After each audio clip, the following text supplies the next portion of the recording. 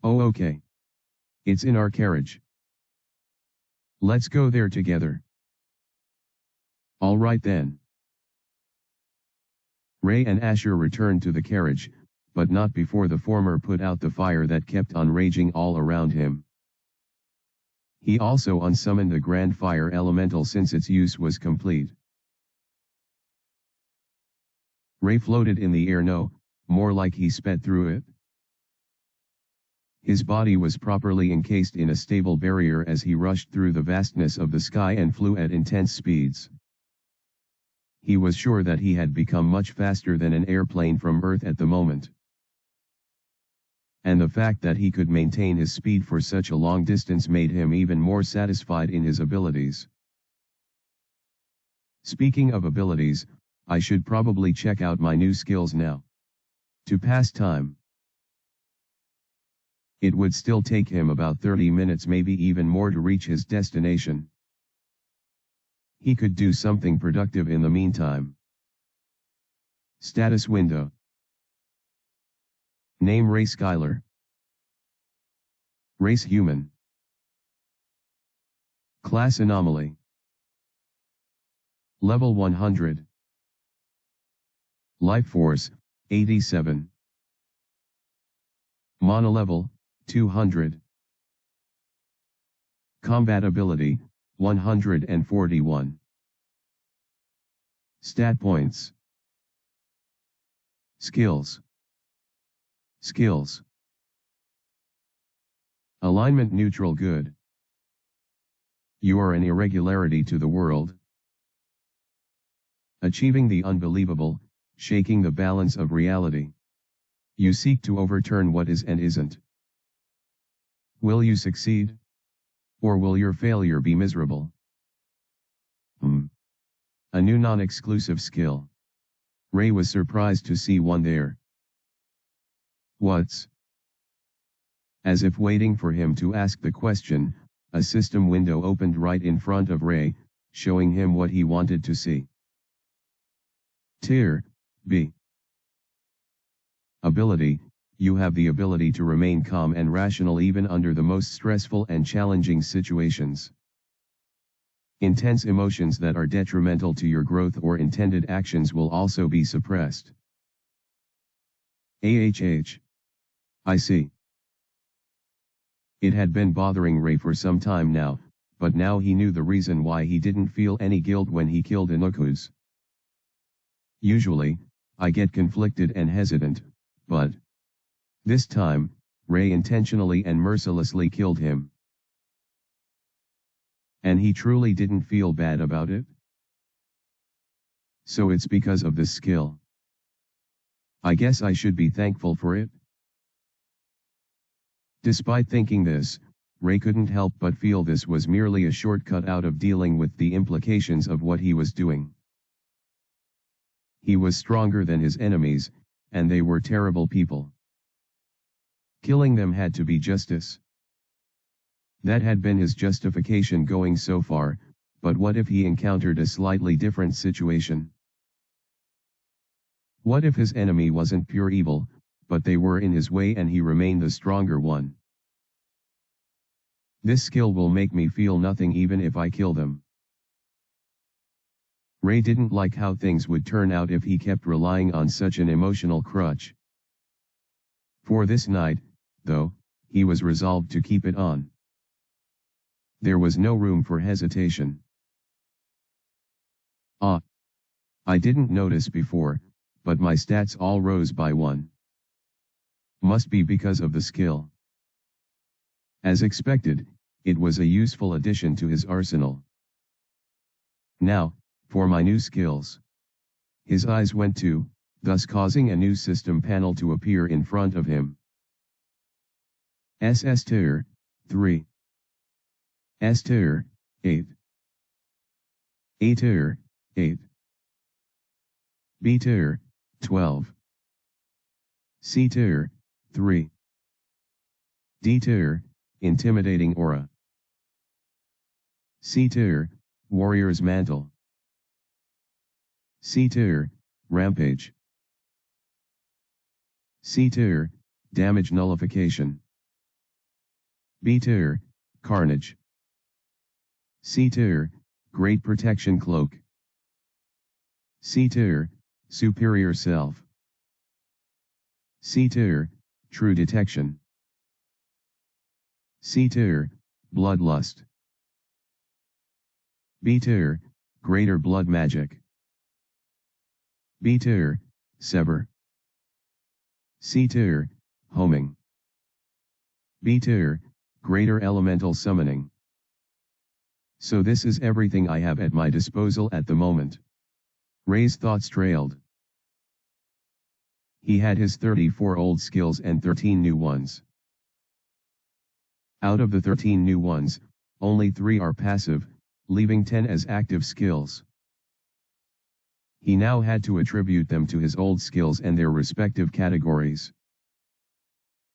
But first, I should merge the ones that need to be added to each other. Ray could already see a few that fit into this category. Seems like a really good skill. I'll merge it with the that I got from that dragon.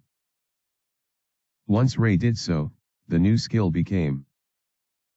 I should be able to create a lot more slices through the air at the same time, and I'm sure I can release them at a faster rate.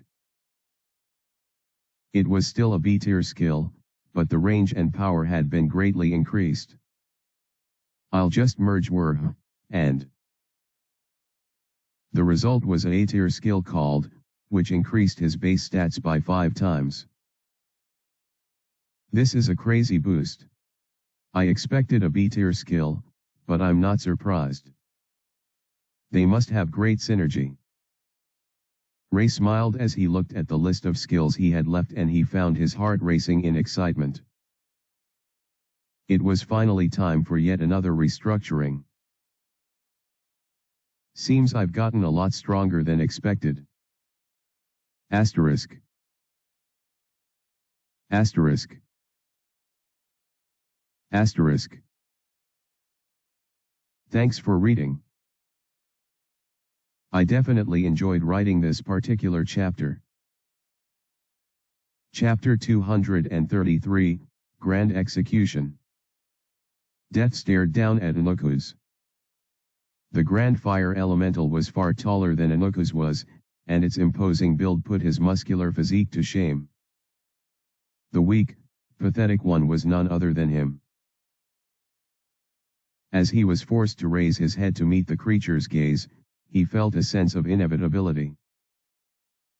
The fear he thought he had forgotten slowly began to rise to the surface. His body seemed paralyzed, with both arms still outstretched and his form the same. Perhaps he feared that if he took a single step, the creature would notice and strike him down. He couldn't even tremble for fear that it would register it as movement and end his life.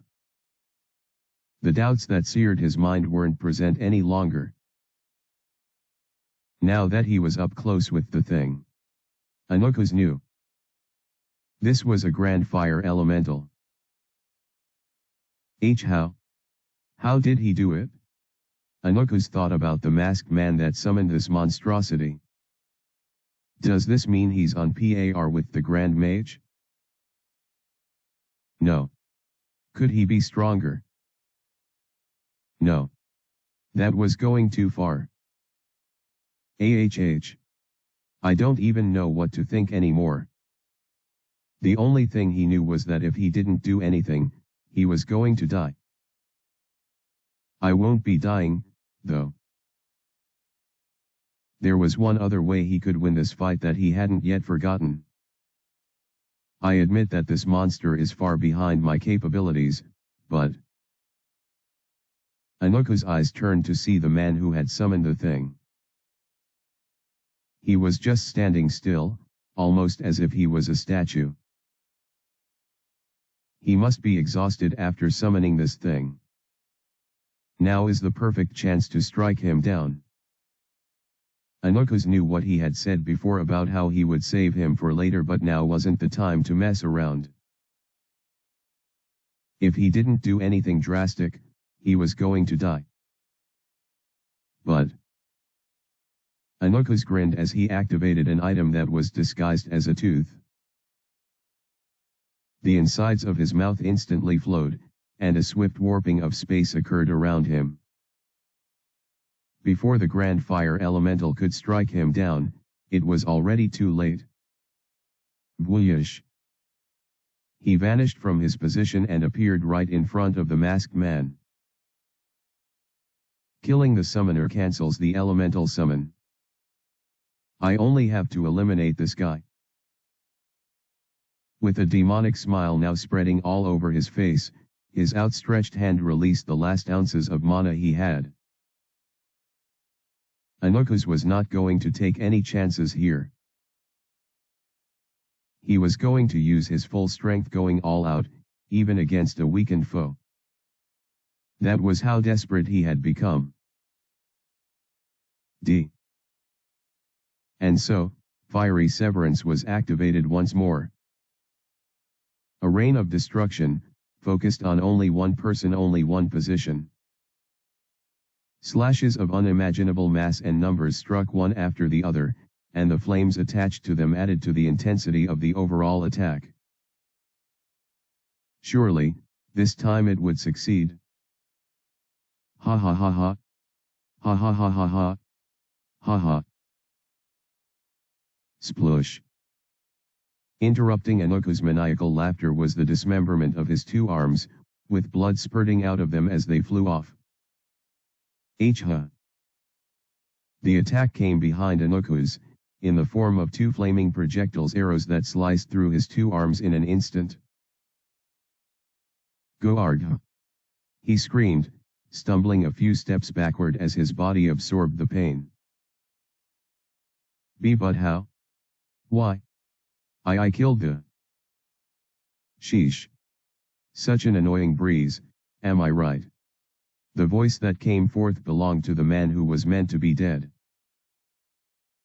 The slashes and plumes of flames were soon discarded with the wind, revealing the masked figure completely unharmed. How? Not even a single scratch was on his body. No damage had been dealt whatsoever. But that wasn't possible. He was meant to be weakened after summoning the Grand Fire Elemental, and there was no way a mage would have the durability to tank his intense assault. Yet. Sorry, but your attacks won't work on me. I have barriers that protect me all the time, you know. No. And even if you got past those barriers, you'd have to deal with my resistance and rapid regeneration. That couldn't be. Not like you'd make it past since you're too weak.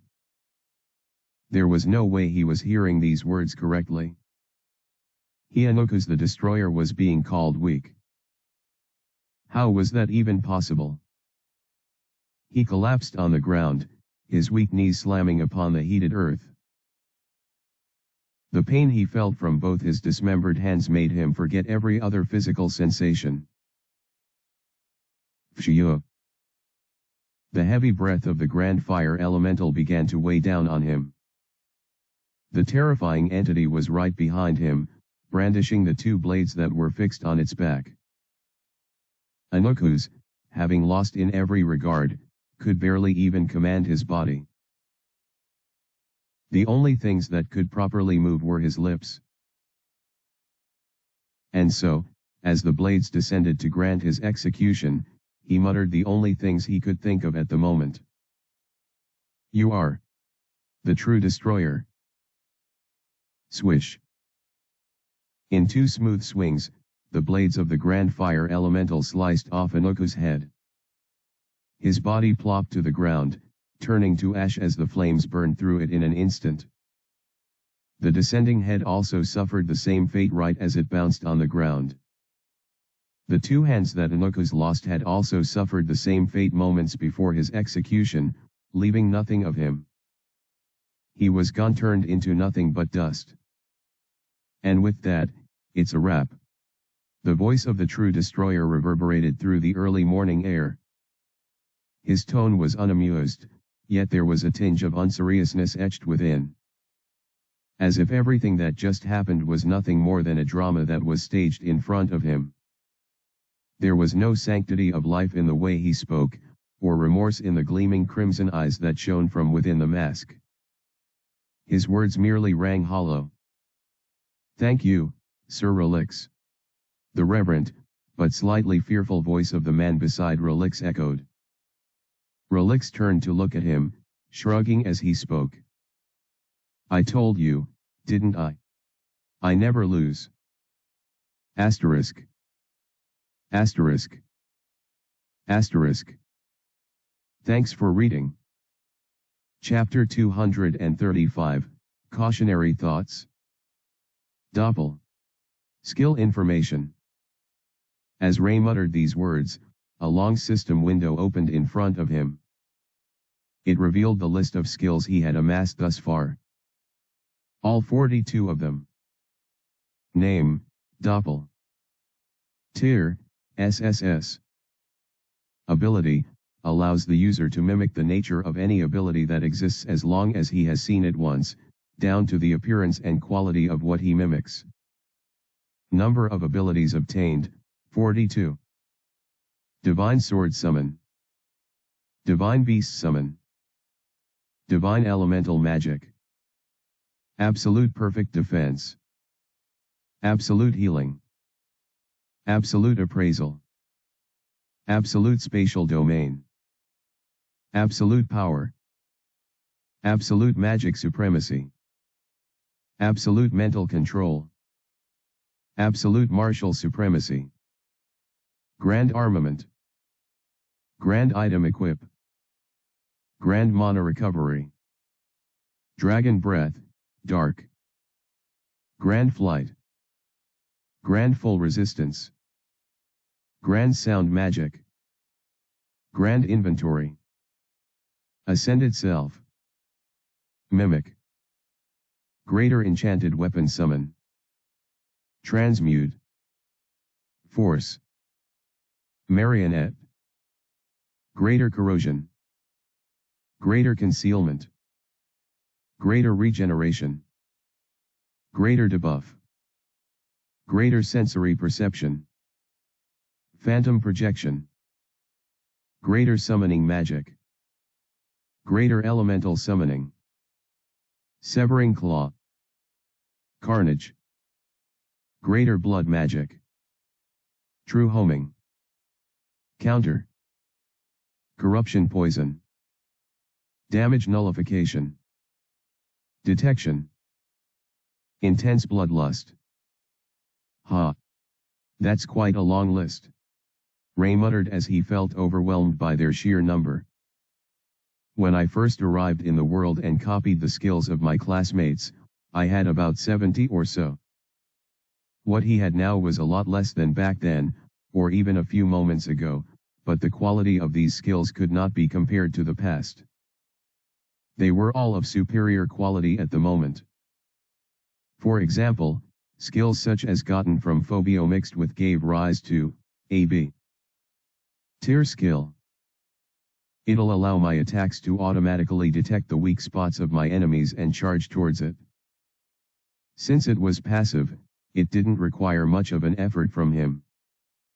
Adding that to his support skills which aided in his defense and overall well-being, Ray could see himself being untouchable by most. But I can't afford to get complacent. So far, he had only fought a single dragon, and that one was said to be average by the system. If a more powerful dragon commander had come, perhaps even a group of them, things might not have ended so smoothly. And what of even more powerful dragons? I can't be sure yet, since I don't properly know about the hierarchy. These were the thoughts that prevented him from growing conceited in his newfound power. Ray knew full well that he could not become haughty after merely overwhelming humans. I haven't met most of the other races yet. Looking at Esm, who is a half-elf, it's safe to say that elves are pretty strong in this world. Their potential greatly dwarfed that of the humans. If the elves are also having trouble with the dragons, it must mean they're a very big deal. Ray couldn't afford to slack off. And it's not just me. He remembered the arrangement he made with Conrad, Vita, and Adonis, about the raid that would be happening soon. I'll be meeting everyone later today as relics. I'm supposed to gauge their abilities. Ray didn't know what impression they would have of him, but was determined to make them strong. All of them. Since they chose to remain in the royal capital, it means they're serious about stopping the dragons. That meant they were worthy investments. I can't be everywhere at once.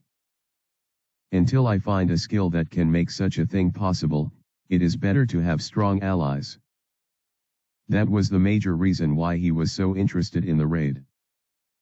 I don't know if it's because they're humans, but I'm not getting as much EXP as I used to ever since I crossed the 100 level threshold.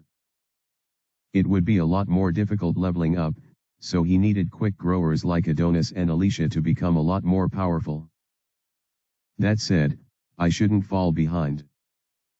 If he killed a lot of monsters, there was no way he would remain stagnant as well. My current class is A tier, which means my limit is somewhere around 200. No one in humanity's history had ever reached the limits of A tier, so no one really knew what it was. Even Lucielle was currently in level 175, perhaps even higher now that she had returned to the battlefield. Still, Ray assumed the cap would be around level 200. That means I can still get twice as many levels as I have now. That was a satisfactory goal to march towards. Finally, there was the issue of the current situation in the criminal underworld. I'm sure the Royal Council knows about what's going on, at least to an extent. Ray rubbed his chin as he thought to himself. It's a shame that they let Evalsredart die like that, but they were able to squeeze relevant information from him at least. Ray thought back to the conversations he had with the Royal Council, mixed in with the topic of the raid. As expected, Adonis is also in on everything. They probably won't make any move without consulting him as well. If it was anyone else, then Ray might have been wary of them having so much power, but for some reason, he had faith in Adonis. I trust he's doing this for the benefit of everyone in the class. That was just the kind of person Adonis was. Well, there's also the possibility that he's hiding his true self. Like with Belle, or even myself, but I just don't see it. In the end, whether it was for logical reasons or purely emotional ones, Ray couldn't help but see the guy in a positive light. And now, it's time to set all those thoughts aside. The reason for Ray's passing thought was simple, as he even halted his flight and looked below him. His mask hid the smile radiating from his face as his crimson eyes gazed down. A few thousand feet beneath him was the place he was heading to. Looks like I've arrived. Asterisk. Asterisk. Asterisk. Chapter 237, The Reaper Arrives. Swoosh. The blade sliced through the air, making its way towards the target in a literal flash. No one ever detected Fernand's strikes whenever he swung his blade. That gave rise to his nickname, Flashy Fernand. It was a little goofy, but the old man took it seriously. He had a track record of killing multiple enemies who wouldn't even know they were dead until seconds, maybe even a minute later. His record was 93 seconds, and he was proud of that feat. However, he was in a hurry now. Ending this girl's life and retrieving this document was the mission. And he never failed any missions. Not now, and not when he was the head warrior of the United Human Alliance. She's probably holding all the important documents relating to the business of the Vert estate.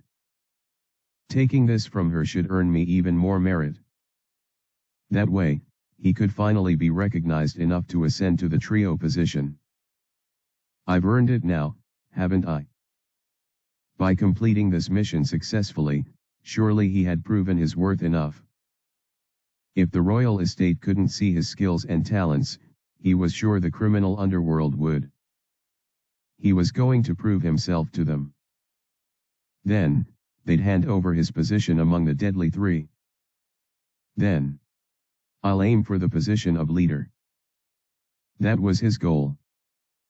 To rise to the very top of any organization he was in. And by spilling the blood of this innocent girl, he would finally be able to fulfill his grand ambition. Sorry, little one. All of this is necessary too. Clang. Fernand was shocked. His blade was meant to easily slice through his opponents like a hot knife through butter. It was the easiest thing to do. So why? Why was he experiencing resistance? His wrinkled eyelids opened and he could now see the reason for it. You. Fernand frowned deeply as he glared at the man who now stood in front of him. He had a dark coat, with the crimson color in certain parts of his outfit. His dark mask was intimidating, and his presence oozed power. Fernand could instantly tell that the man was strong. He could also detect a growing dislike that rose within him. He already hated this man. How dare you stop my blade? His thoughts echoed as the breeze flowed in the darkness. Who are you?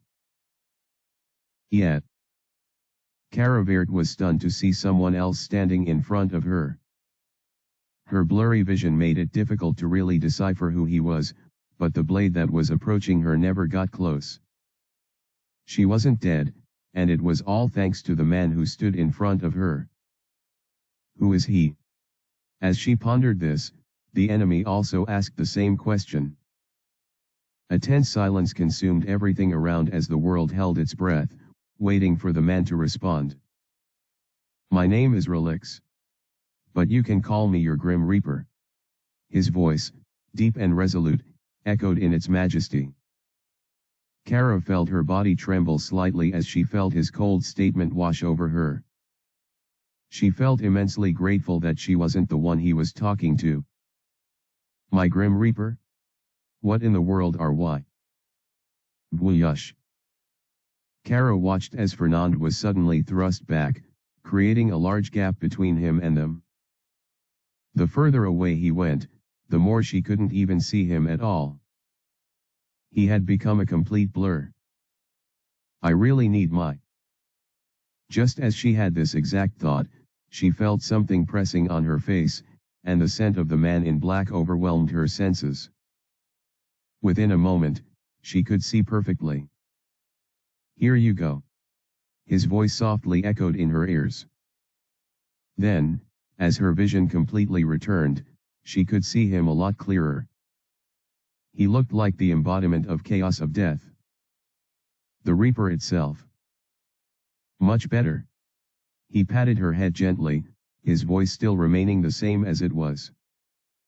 Calm, collected, and kind.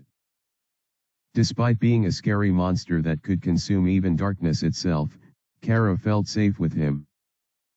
Her fear ceased, her grief lessened, and her heart slowed down in comfort. Thank you. Lord Relix. Her eyes leaked forth tiny drops of tears before she closed her eyes and felt sleepy. Kara still didn't know what her fate was. She also held onto the cloth very tightly. However, having this man here gave her a sense of comfort and security. Mother, Father. I'm safe now. Good. Looks like she's asleep now. Ray sighed in relief as he looked at the girl in his grasp. He cradled her gently and let her land softly on the ground as she enjoyed the sleep he induced on her. She looks traumatized. It's better she rests for a bit. He exhaled deeply once he gave another glance at her. She was pretty, and her cute face was even more accentuated with the glasses she wore. She also had a somewhat sickly pale skin which added a fragile look to her overall appeal. She's the daughter of the Verts, huh? Kara, I see. Ray had used on her, so knew a little about her. Her parents are dead already too. What a shat. Hey. Are you ignoring me right now? The angry voice of an old man woke Ray from his thoughts. It caused him to slightly look away from the sleeping beauty and slowly turn back to see the enemy. His glowing crimson eyes increased in intensity as he glared at him. Be quiet. I'll attend to you once I'm done. There was no way Ray was ignoring the old man. He just wasn't the priority at the moment. I came to save the Vert group, but it seems I could only save one girl. I suppose I'm not as fast or as strong as I want to be. Even though he arrived relatively early, if he had come here slightly earlier, he could have saved the dead knights on the floor. If he came even earlier, there was a chance he could have saved Kara's parents. In essence, I'm not that strong.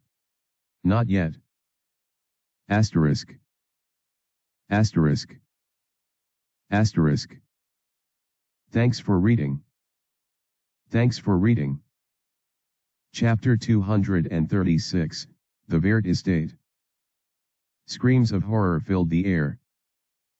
Death and destruction surrounded a young maiden as she tightly clung to something wrapped in a piece of clothing. Her dark green hair and brown eyes sauntered back and forth as she was escorted to safety by her 3 guards, previously 4. As she ran through the compound, ignoring the burning mansion behind her, or the terror-filled night that seemed to be collapsing on her, her heart raced. Father and mother are dead. Tears fell from her eyes as she kept moving her legs. The darkness of the night made it appear as though she was being constantly watched, but she could not stop moving. This is all too awful. She wanted to scream and cry, but she could not. She squeezed the package she held very close to her ample bosom, and her mature body jiggled with every swift step she took. The name of this young maiden was Kara Vert, daughter of the Vert Counselor of the Obsidian Council. Her family had been one of the first original founders of the council, so it would count as a surprise to see them in such a desperate state. But Kara knew why. Her father had told it to her already right before sending her off with the 4 cardinal knights of the Vert estate. Compared to the other Obsidian Council groups, the Vert estate was practically known to be a crime family. It was common knowledge. But there was a reason the Royal Council did not make a move on them besides the power and influence they wielded. It was because of their cooperation and desire for balance. They still paid levies to the Royal Council and even sometimes acted as informants for them. In essence, they worked at both ends. But it seemed none of that was good enough at this point. Despite all the Vert family had done to stay afloat, the darkness of the world was too much for them to overcome. And now, they found themselves sinking deeply. Huff. Huff. As Kara quickened her pace, seeing as her cardinal knights were encouraging her to do so, she could feel her chest grow hot. She was nearing her limits, being the mere human that she was. Combat and magic abilities were not her field of expertise at all. Instead, it was business. Despite only being 18 years of age, her parents had put her in charge of several areas of business due to her analytic and critical mind. They also often brought up the topic of marriage, since she was long overdue, but she always shrugged it off.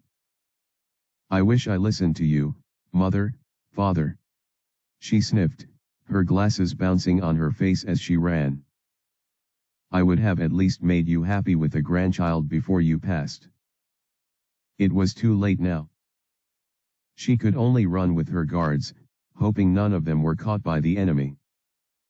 Where do you think you're going?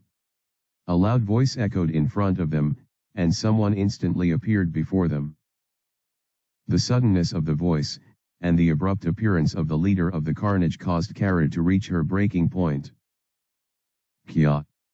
Exhaustion and fear caught up to her, causing her to stumble and fall.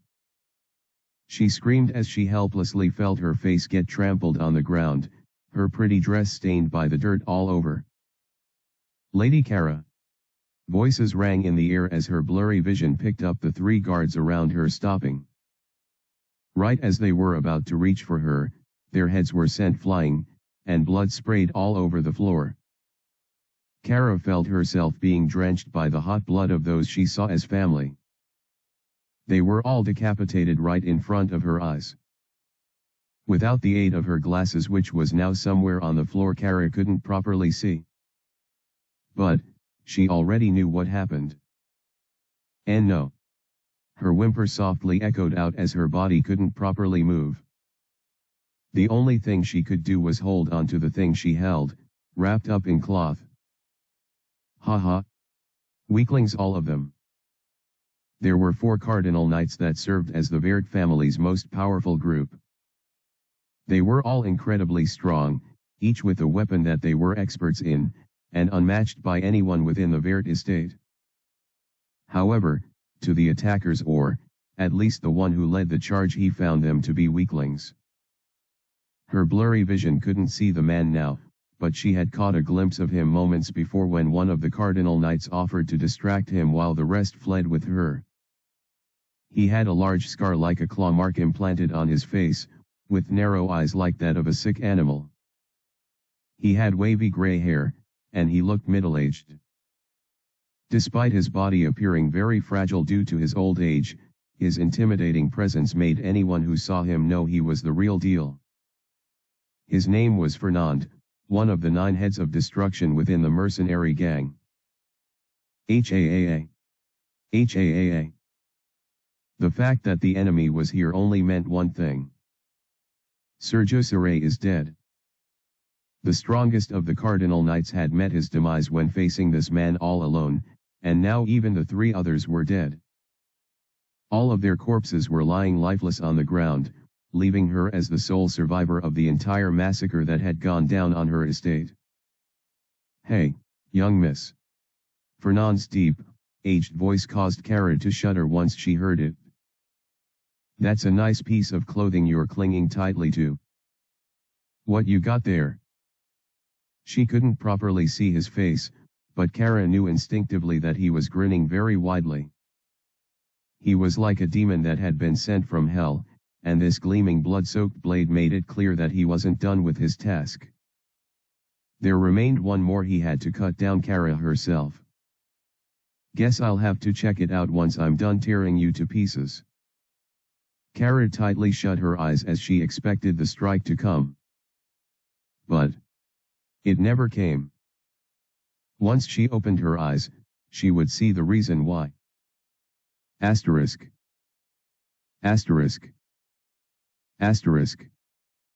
Thanks for reading. Yeah. I spent an entire chapter on a new character. Some might be pissed, some might be fine, but I'm sort of in the middle. Here's one more competitor for Alicia. Chapter 237, The Reaper Arrives. Swoosh. The blade sliced through the air, making its way towards the target in a literal flash. No one ever detected Fernand's strikes whenever he swung his blade. That gave rise to his nickname, Flashy Fernand. It was a little goofy, but the old man took it seriously. He had a track record of killing multiple enemies who wouldn't even know they were dead until seconds, maybe even a minute later. His record was 93 seconds, and he was proud of that feat. However, he was in a hurry now. Ending this girl's life and retrieving this document was the mission. And he never failed any missions. Not now, and not when he was the head warrior of the United Human Alliance. She's probably holding all the important documents relating to the business of the Vert estate. Taking this from her should earn me even more merit. That way, he could finally be recognized enough to ascend to the trio position. I've earned it now, haven't I? By completing this mission successfully, surely he had proven his worth enough. If the royal estate couldn't see his skills and talents, he was sure the criminal underworld would. He was going to prove himself to them. Then, they'd hand over his position among the deadly three. Then, I'll aim for the position of leader. That was his goal. To rise to the very top of any organization he was in. And by spilling the blood of this innocent girl, he would finally be able to fulfill his grand ambition. Sorry, little one. All of this is necessary too. Clang.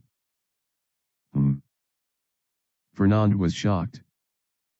His blade was meant to easily slice through his opponents like a hot knife through butter. It was the easiest thing to do. So why? Why was he experiencing resistance? His wrinkled eyelids opened and he could now see the reason for it. You. Fernand frowned deeply as he glared at the man who now stood in front of him. He had a dark coat, with the crimson color in certain parts of his outfit. His dark mask was intimidating, and his presence oozed power. Fernand could instantly tell that the man was strong. He could also detect a growing dislike that rose within him. He already hated this man. How dare you stop my blade?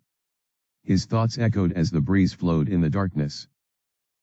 Who are you? Yet. Caravert was stunned to see someone else standing in front of her. Her blurry vision made it difficult to really decipher who he was, but the blade that was approaching her never got close. She wasn't dead, and it was all thanks to the man who stood in front of her. Who is he? As she pondered this, the enemy also asked the same question. A tense silence consumed everything around as the world held its breath, waiting for the man to respond. My name is Relix. But you can call me your Grim Reaper. His voice, deep and resolute, echoed in its majesty. Kara felt her body tremble slightly as she felt his cold statement wash over her. She felt immensely grateful that she wasn't the one he was talking to. My Grim Reaper? What in the world are why? Bwooyush. Kara watched as Fernand was suddenly thrust back, creating a large gap between him and them. The further away he went, the more she couldn't even see him at all. He had become a complete blur. I really need my. Just as she had this exact thought, she felt something pressing on her face, and the scent of the man in black overwhelmed her senses. Within a moment, she could see perfectly. Here you go. His voice softly echoed in her ears. Then, as her vision completely returned, she could see him a lot clearer. He looked like the embodiment of chaos of death. The Reaper itself. Much better. He patted her head gently, his voice still remaining the same as it was. Calm, collected, and kind. Despite being a scary monster that could consume even darkness itself, Kara felt safe with him. Her fear ceased, her grief lessened, and her heart slowed down in comfort. Thank you. Lord Relix. Her eyes leaked forth tiny drops of tears before she closed her eyes and felt sleepy. Kara still didn't know what her fate was. She also held onto the cloth very tightly. However, having this man here gave her a sense of comfort and security. Mother, Father. I'm safe now. Good. Looks like she's asleep now. Ray sighed in relief as he looked at the girl in his grasp. He cradled her gently and let her land softly on the ground as she enjoyed the sleep he induced on her. She looks traumatized. It's better she rests for a bit. He exhaled deeply once he gave another glance at her. She was pretty, and her cute face was even more accentuated with the glasses she wore. She also had a somewhat sickly pale skin which added a fragile look to her overall appeal. She's the daughter of the Verts, huh? Kara, I see.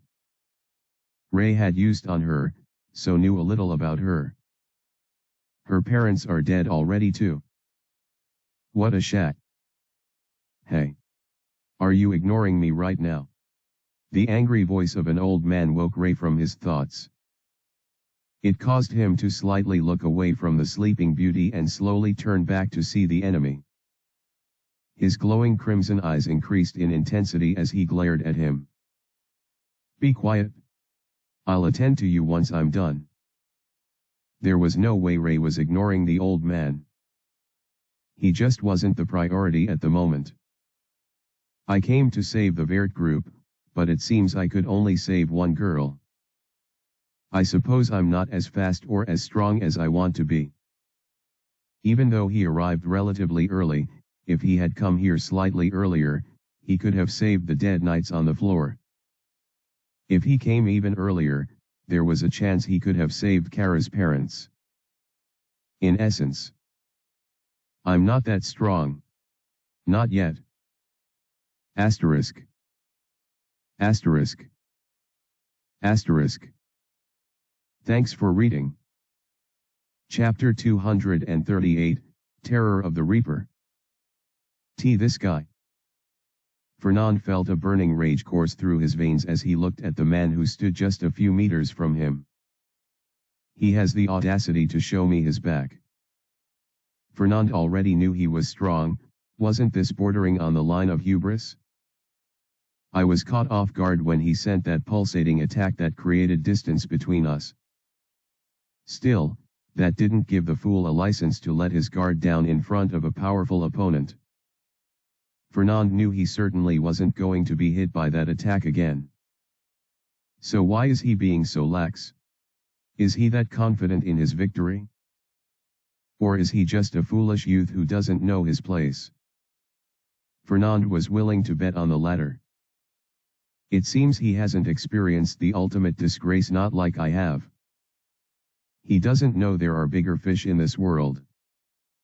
There was always someone stronger.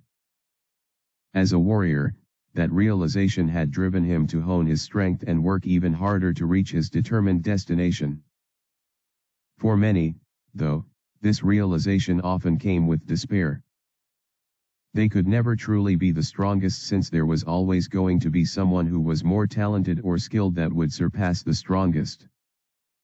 He experienced this when he was the head warrior and was bested by a warrior within his ranks. Back then, he had lost in every sense of the word, a fact that he wasn't willing to accept until he finally reflected on everything. He was weaker than the current head warrior. He knew that. After his disgrace, he remained in the royal estate in an attempt to regain his position, but nothing worked. No matter how hard he trained, or how much work he put in, Brutus was always stronger. He struggled against the tide so much that he began to sink so deep. That was when an epiphany hit him. There are some opponents you just can't surpass. Rather than try fruitlessly to do so, attention was better spent elsewhere. Perhaps in a smaller place where you could be the strongest. And so, in a search for purpose and superiority, Fernand stumbled upon the mercenary gang and proved his power. He was instantly promoted to the rank of the heads of destruction. But Fernand knew he deserved better.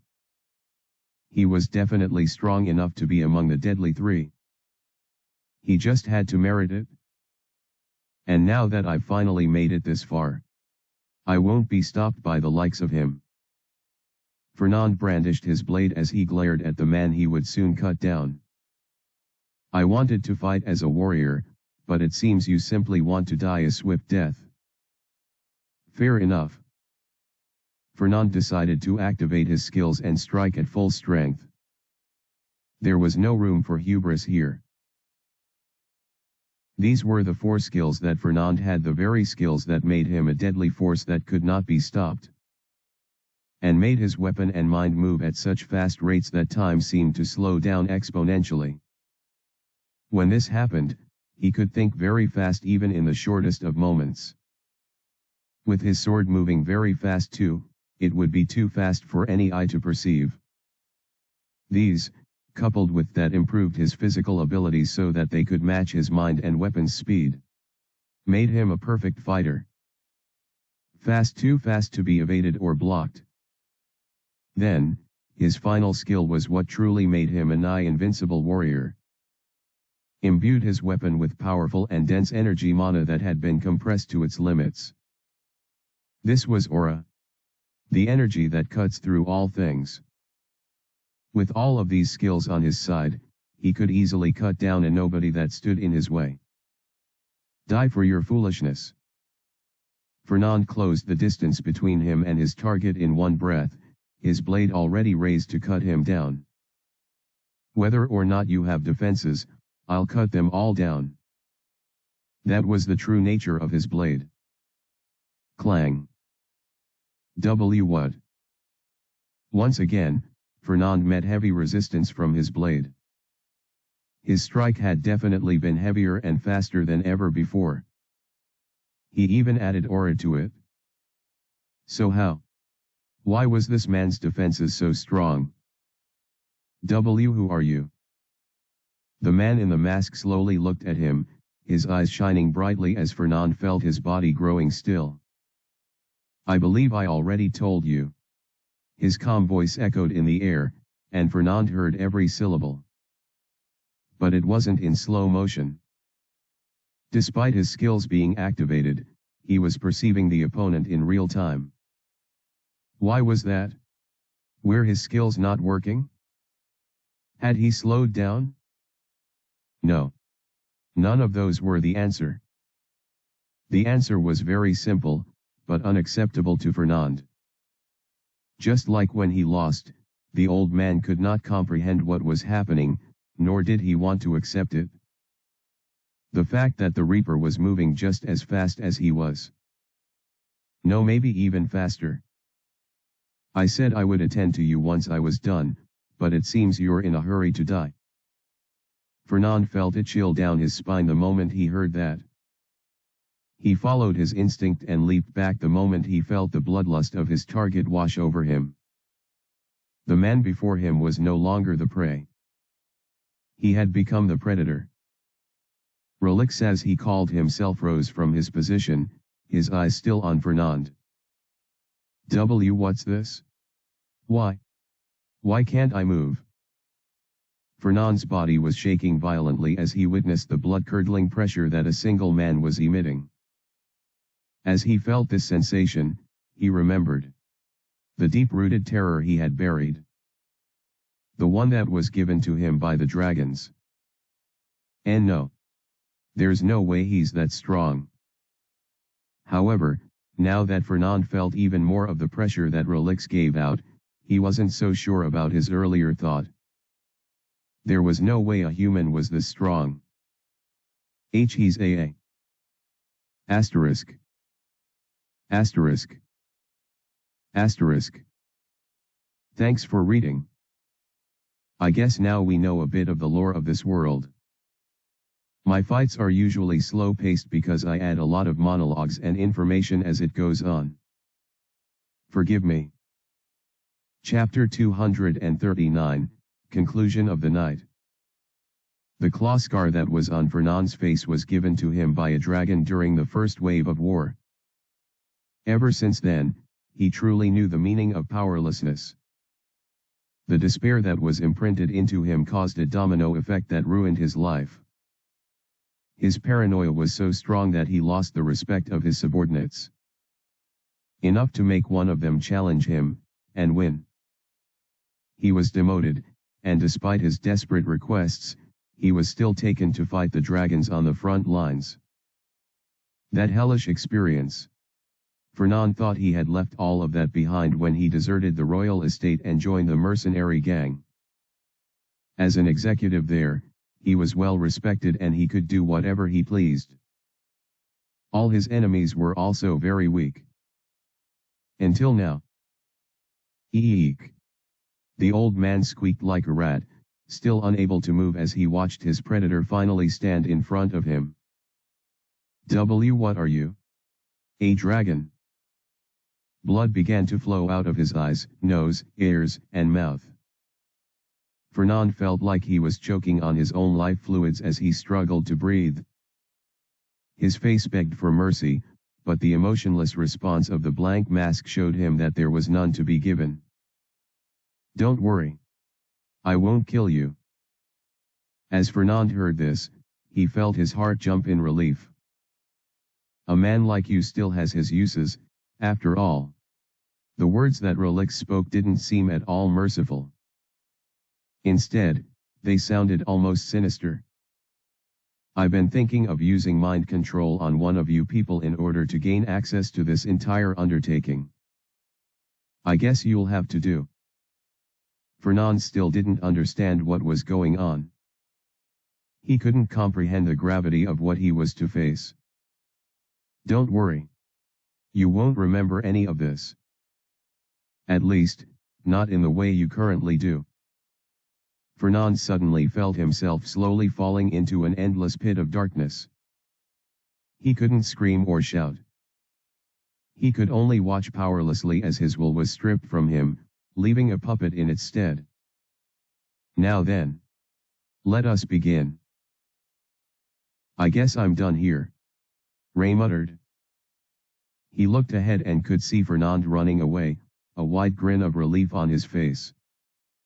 "This is probably for the best.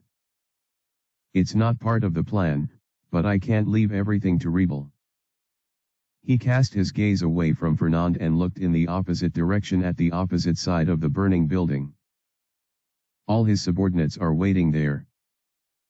They must be waiting for their leader. That's too bad. Ray pulled the unconscious Kara into his, saving her from whatever carnage would soon ensue. "I got 4 new skills from that man. That's a good haul, I suppose." From the man's status window, Ray already knew a bit of his history and his level of strength. "He's the strongest head I've seen so far. Almost as strong as Brutus too." Ray gave a wry smile and shrugged a little. "Former head warrior, huh? I wonder what would have happened if we trained under him." Fortunately for Ray and his classmates, they would never get to find out. "Where's the boss? He's taking too long. I want to go home already." "Yeah, think we should go see him." "Come on, don't go stirring the hornet's nest. Just do what you're told." Aye. The warriors under Fernand numbered 100, and they all mostly sat on the ground, though some stood as they waited for their leader. Even though they were supposed to raid the estate together, killing everyone inside, Fernand told them all that he would handle it. Since they didn't doubt his strength, no one complained in the slightest. Their job was merely to set the entire property on fire and look out for any deserters. They weren't allowed to make any other active moves. Arg. I'm bored. Me too. Why does boss always do this? We barely get to do anything. Shouldn't you be grateful? We don't do anything yet we get paid. You know how many would kill for this kind of opportunity. Yeah, I know. But for men of violence, they desired that very thing. That was why they were growing very restless, having not seen their leader. Thankfully, they wouldn't have to wait for much longer. Who's that? Someone pointed at a shadowy figure who stood a few meters from them. A deserter? Looks like it. Hee hee. You're not going anywhere. Time for some action. The men casually grew their blades and sluggishly rose to their feet. They had no idea what was coming. Dot. A voice echoed from the man of the shadows. Eh? What's that? You're not even gonna try running. Hee hee hee. What an idiot. The fools did not realize that they were already dead, cut down by the several invisible blades that swept through all of them in a flash. One moment, they were readying their blades to strike. And the next? Sploosh. They were nothing more than chunks of meat and bones swimming in a vast ocean of blood. Even the weapons they held shattered into pieces, as if being sliced apart. The ground was no exception. Claw marks were imprinted upon the earth, decorating the floor that entrails and sliced up human flesh sat on. Good riddance. The voice from within the mask echoed. Although, at that point, no one was listening to him any longer. Ray lay on his bed, his head facing the ceiling of his fine room as he heaved a sigh. It had been a very long night/morning for him. For the first time since arriving in this world, he actually left the royal capital. But, that was only the tip of the iceberg. I killed people. Even though he got stronger with every human life he took, it still bothered him to no end. He couldn't shake it off. I did a lot of things I wouldn't normally do. It was all in the spur of the moment. But Ray knew he couldn't stop now. He had already started the journey, so it was too late to pull back now. Thankfully, Asher and Kara are safe. The Carrie Blanc group should handle the rest of the details while I rest. There's a lot to do, so I'll probably head back there as soon as I'm done with the raid preparations later today. He closed his eyes, feeling the call of sleep whispering to his exhausted body. With this, it's confirmed that there is indeed an uprising from Scylla and her new order. This undertaking of theirs is serious indeed. It was uncertain whether the Royal Council would be able to react on time, so he had to take matters into his own hands. His 16-year-old hands. I'm so tired. Ray could feel tears falling from his eyes as he used his hand to cover his face. He wasn't even sure why he was crying. So tired. He slept off this way, unaware of what was occurring in the depths of darkness. Completely oblivious of the evils to come. Asterisk. Asterisk. Asterisk. Thanks for reading. What do you think of the recent developments? Do you think it's right for Ray to kill? Chapter 240, The New Order. In a vast and beautiful room, furnished finely with the best kinds of items anyone could find, there was a long table. This table had 5 chairs lined before it. 2 were placed in the left, 2 in the right to the final chair, which also looked the most prestigious, was at the very front. The head of the table. Seated on each of these seats were people who were dressed rather uniquely, though most of them had fancy wares. The chandelier up above, the fine murals all over the pristine space, the regal carpets, and the exquisite curtains, all of these things sanctified this entire room as purely bourgeois. As such, the people presently seated had to reflect such dignity. Other than a rough-looking man that sat with his arms folded, fleshing his bulging muscles and his barely covered chest, everyone else was dressed appropriately for the meeting. They also had entourages who stood behind them. Each of the regular 4 seats had 2 people standing behind them. However, the majestic seat in front of them all had only 1 person standing. The young man who stood there wore a pure black suit, with pure black hair and blue eyes shimmering from his blank eyes. He looked stoic as he placed both hands behind him and stood behind his mistress. Indeed, the one who sat in the most prestigious position was none other than Lady Scylla, the only slave trader who currently operated within the United Human Alliance's borders. Her long, blonde hair was coiled, and it fell on her purely red dress. Her beautiful and delicate face would be more than enough to fool anyone. It hid the truly savage and ruthless persona she had within. With her lips giving off the hue of red, and her violet eyes echoing nothing but danger, she smiled at the people who had gathered before her. There was Noir, Rouge, and Bluey of the Obsidian Council. And then, Fenrir, the chief of the mercenary gang. These were the members of her new order, heralds of the undertaking. Behind them were their subordinates. For the mercenary gang chief, 2 of the deadly 3 stood behind him. For the others, they also had the most qualified of their members standing behind them. As for Scylla, the boy that guarded her was more than enough. I suppose we should begin with some good news. Scylla's voice echoed within the bright room, causing everyone to give her their full attention. We've culled every seed of the previous rulers of the criminal underworld. They won't be a threat to our goals. Everyone in the room knew what that meant. The true triumvirate that governed all the activities of the underworld were members of the Royal Council. They had enough power and wealth to do and undo. After their deaths, there was the fear that their children would also rise up to take on the mantle. Hence, the culling. Every person related to the 3 counselors were killed without mercy. No one was confirmed to survive.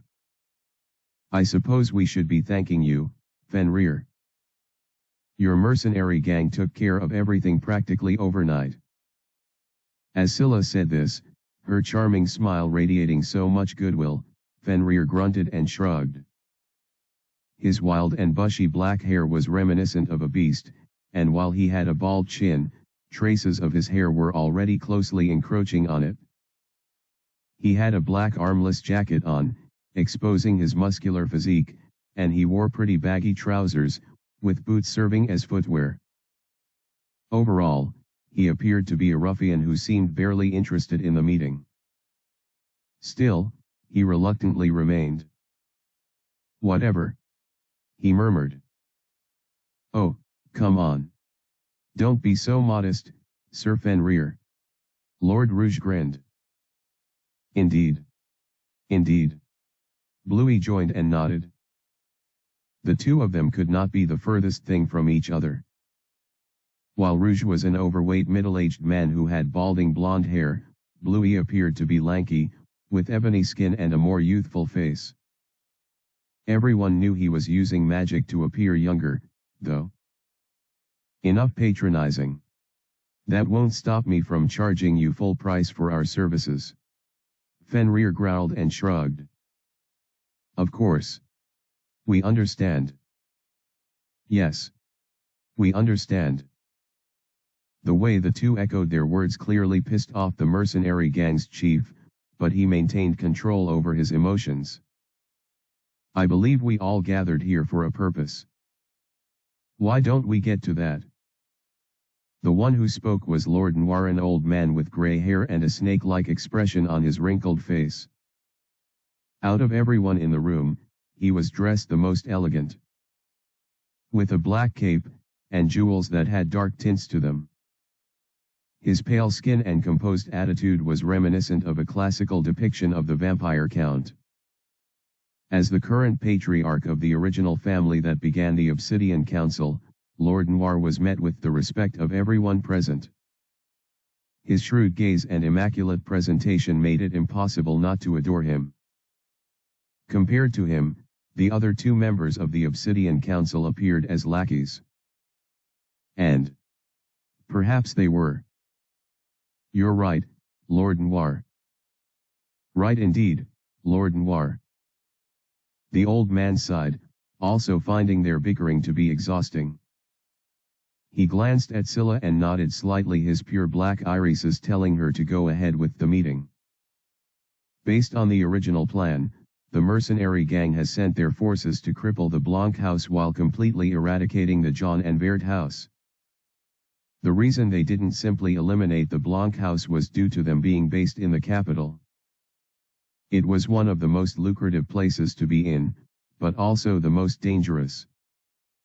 They couldn't simply send their forces to cause chaos in the capital, considering the security that the place boasted of. Besides, since a dragon was spotted there recently, it really wasn't the best time to engage in such an overt mission. We'll deal with the Blanc house once we're done consuming everything aside from the capital. For now, we'll absorb all the resources of the other houses. The way Scylla spoke in such absolutes made it clear that she had no doubt in their victory. It was already assured. As for the enchanted items in the Carrie Blanc Eastern warehouse, the mercenary guild will have everything. As agreed. Fenrir grunted in response. The territories and total resources of the fallen three will be shared among the three of you. I suppose that's only fair. Scylla turned to the deserting members of the Obsidian Council. As soon as she said that, the faces of Rouge and Bluey were especially joyful. Noir maintained his calm demeanor, so Scylla simply decided to continue. We still have no idea what they were going to use so many enchanted items for, but it's a good thing we seized control over the entire area before it became too late. The military force of their new order would be equipped with so much power enough to even go against the Royal Council. They would have enough economic potential to also outscale the Royal Council. Everything was flowing smoothly. Soon, we of the underworld will be the ones ruling everything on the surface as well. Those words were enough to put a smile on everyone's faces. Asterisk. Asterisk. Asterisk. Thanks for reading. Looks like the antagonists have been introduced. What do you think? Chapter 241, The New Order. Looks like we've talked about all the important bits. Scylla smiled as she continued all she had to say for the meeting. So far, they had discussed a lot of extensive topics such as the management of their newly acquired territory, and the plan that they had decided on to fully take over the United Human Alliance. It was a grand scheme worth uniting for. So, any questions? Scylla asked with an innocent face. Her violet eyes scanned the room for defiance, and she certainly found one very quickly. It came from none other than Fenrir. What's your gain in all of this? He asked with a suspicious expression written clearly on his face. What do you mean? Don't play dumb. The way you allocated the resources between all of us is clearly detrimental to you. Fenrir raised his voice. His anger was palpable at this point. You must clearly have some scheme. There's no way you'd place yourself at such a disadvantage. He wasn't wrong, especially when considering how valuable these resources being given out were. More than enchanted items to outfit every single member of the mercenary guild. More than enough money and territories for each house. More than enough power and influence to be wielded by both parties. Where does your slave union come in? Fenrir's question echoed within the vast room. For a moment, there was silence. No one said a word, and all eyes were on Scylla. Oh? So that's what you were talking about. Suddenly, her innocent smile warped into something twisted, and her eyes slanted in the most ominous way possible. The grin on her face was the very definition of evil. Isn't it obvious? You all are mine.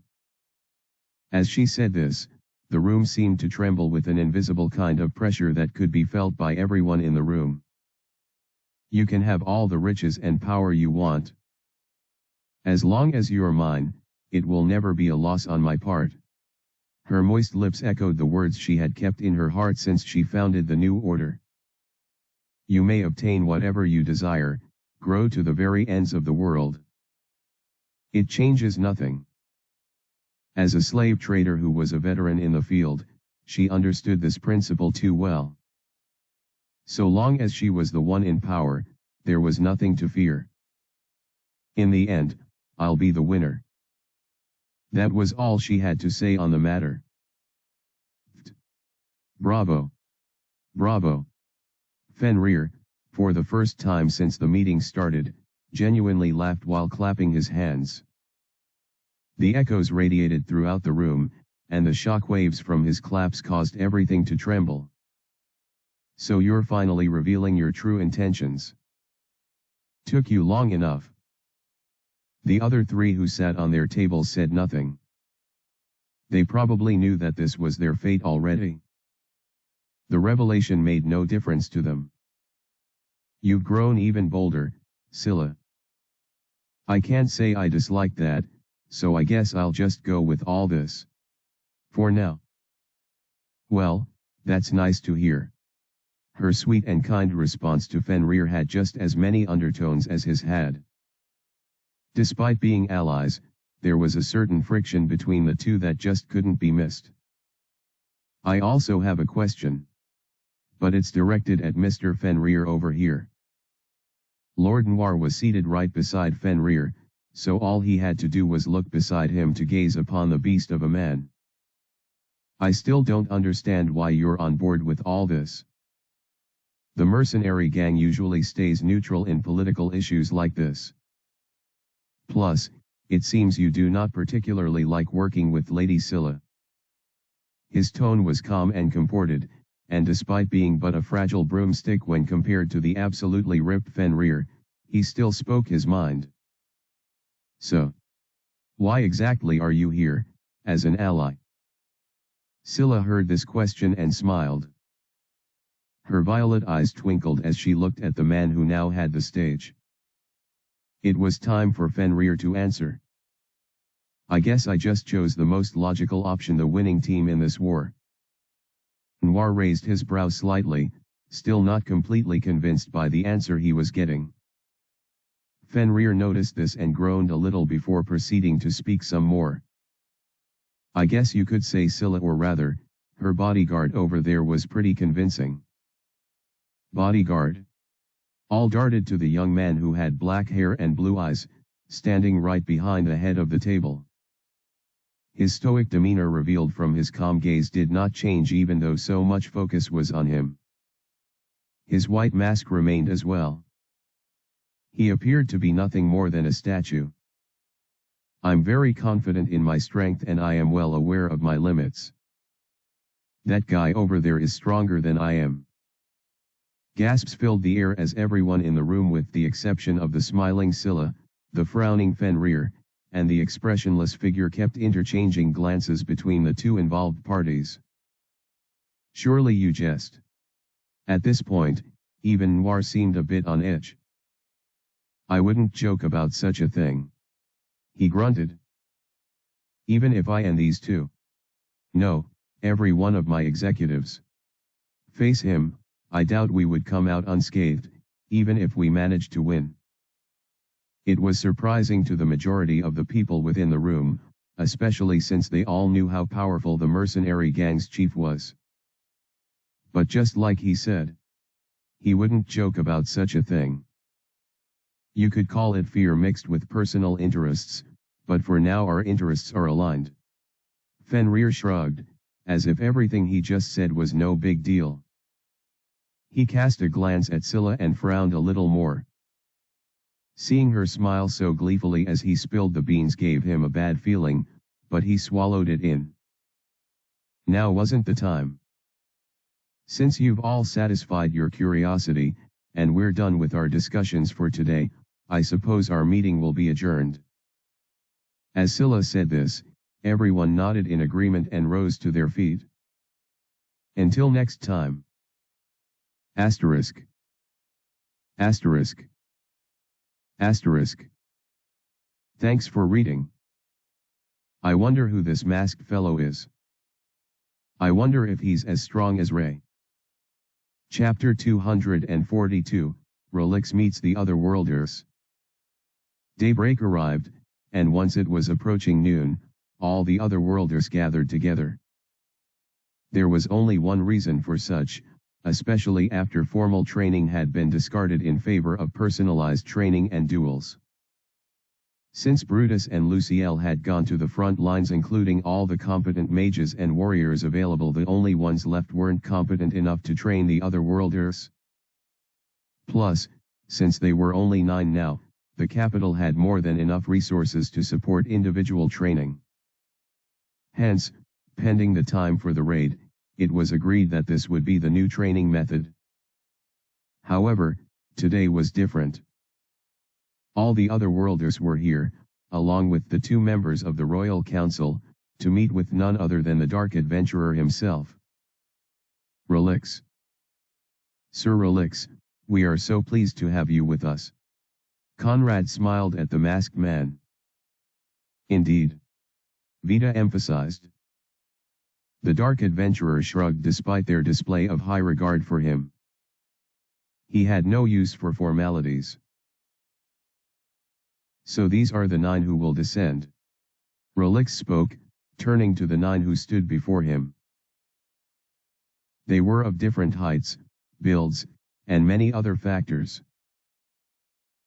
However, if they all had something in common, it was this. You're all young. Weak too. Indeed. Relix had called them the very word that no one in the royal estate had ever referred to them as.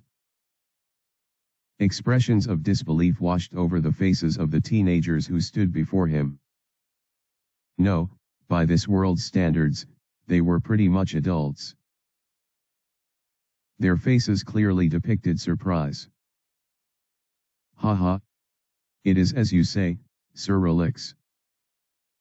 That is why they need your guidance. Conrad added oil to the flames by his patronizing remarks to the Dark Adventurer. This was the very same man who had told them they were special, and that only they could save the world.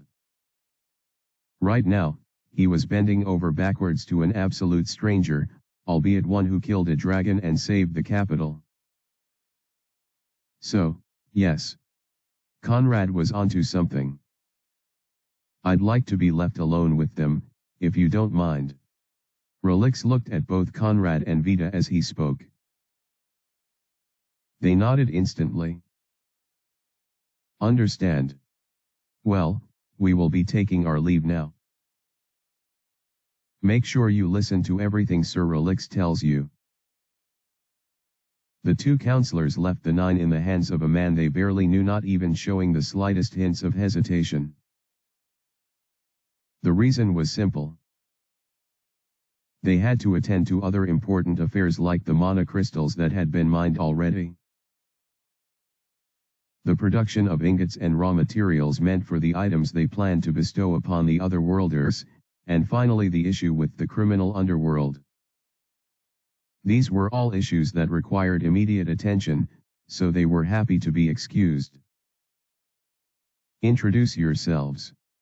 Relix spoke aloud, his voice as deep as the blackness of his garment. And so, they began. My name is Adonis Levi. Relix nodded as soon as he heard the name, looking at the rest for their words. I'm Alicia White. Justin Blake. Just call me Clark. I'm Eric. My name is Trisha. R-Ray is my name. Billy McGuire. Sir. I'm Belle. Nice to meet you, Sir Relix. Once they were done with their introductions, the Dark Adventurer nodded in satisfaction. If you think you are strong, step forward, he said. No one moved an inch. How could they? After seeing the full might of a dragon, who could dare say they were strong? After suffering the humiliation of nearly being sold as slaves, not even Alicia or Billy could move their still legs. But that wasn't all. After witnessing the power of the man in front of them, sensing the power that oozed from his body alone, how could they even compete with his power? The answer was that they couldn't. They were all weak, at least, compared to the standard they strived for, so no one had enough hubris to exert their strength. In the eyes of the man who was truly strong, they were nothing. It's a good thing you all know your place. But there's no need to have such downtrodden faces, though. As Relix said this, he got surprised reactions from everyone. There's nothing shameful about being weak.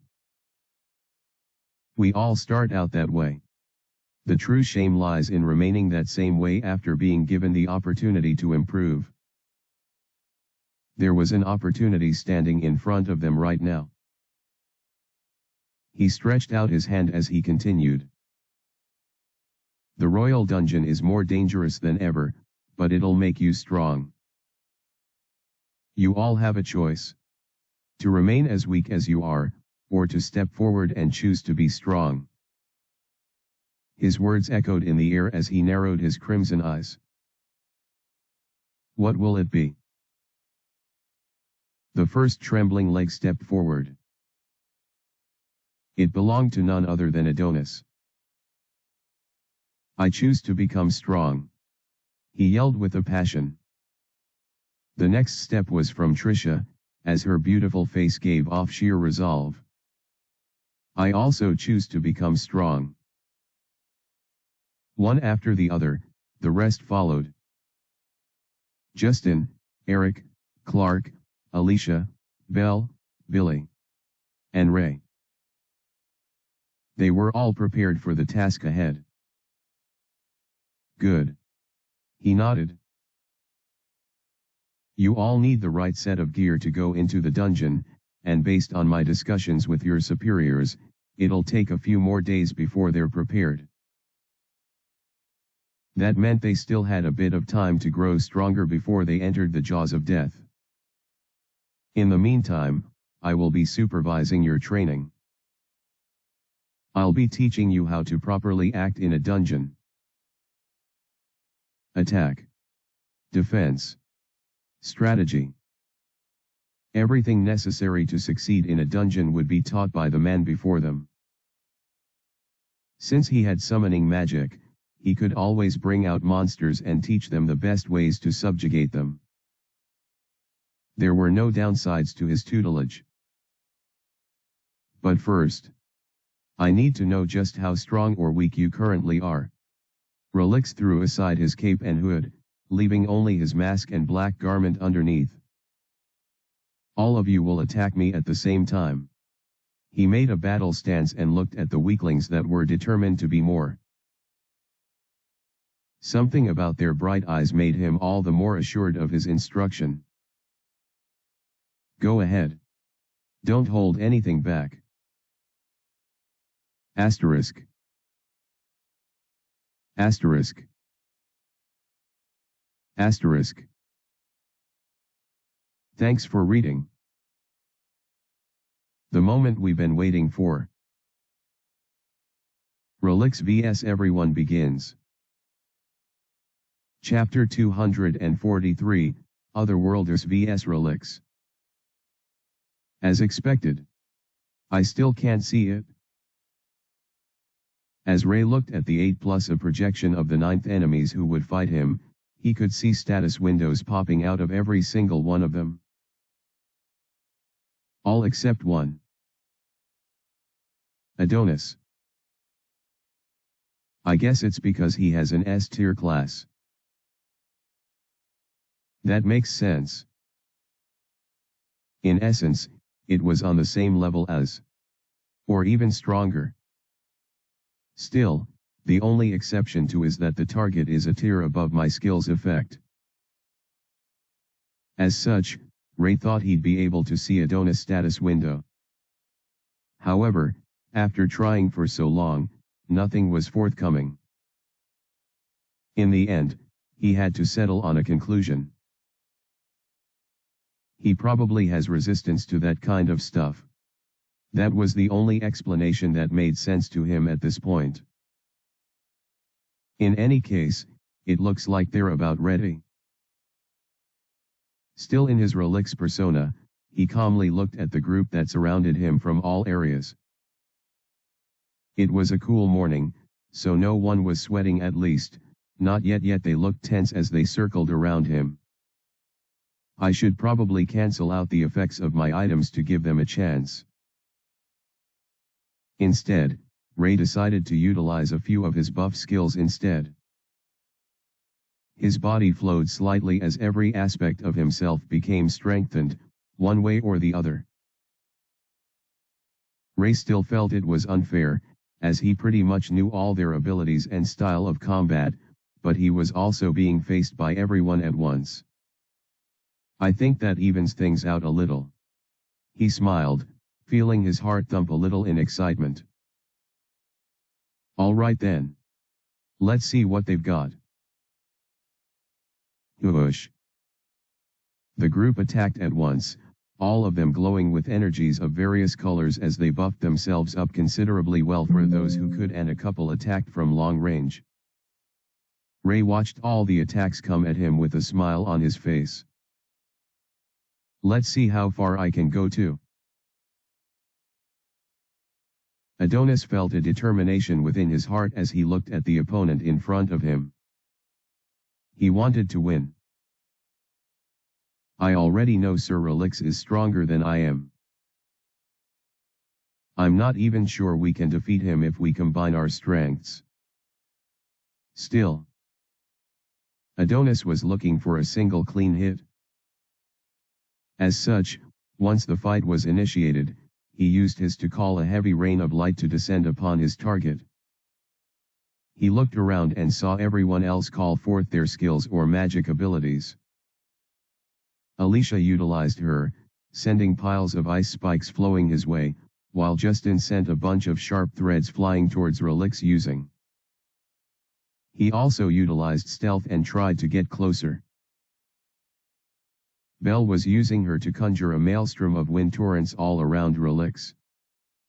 It made it difficult for those who had rushed to face Relix head-on like Trisha and Clark to properly reach him. However, once the whirlwind reached a critical point, both of them chose to back off. Trisha launched a lightning strike spell using her skill, while Eric relied on his skill. Eric could only do so much thanks to his C-tier mage class, but he practically poured his entire mana supply into, since that was the best damage-dealing skill at the moment.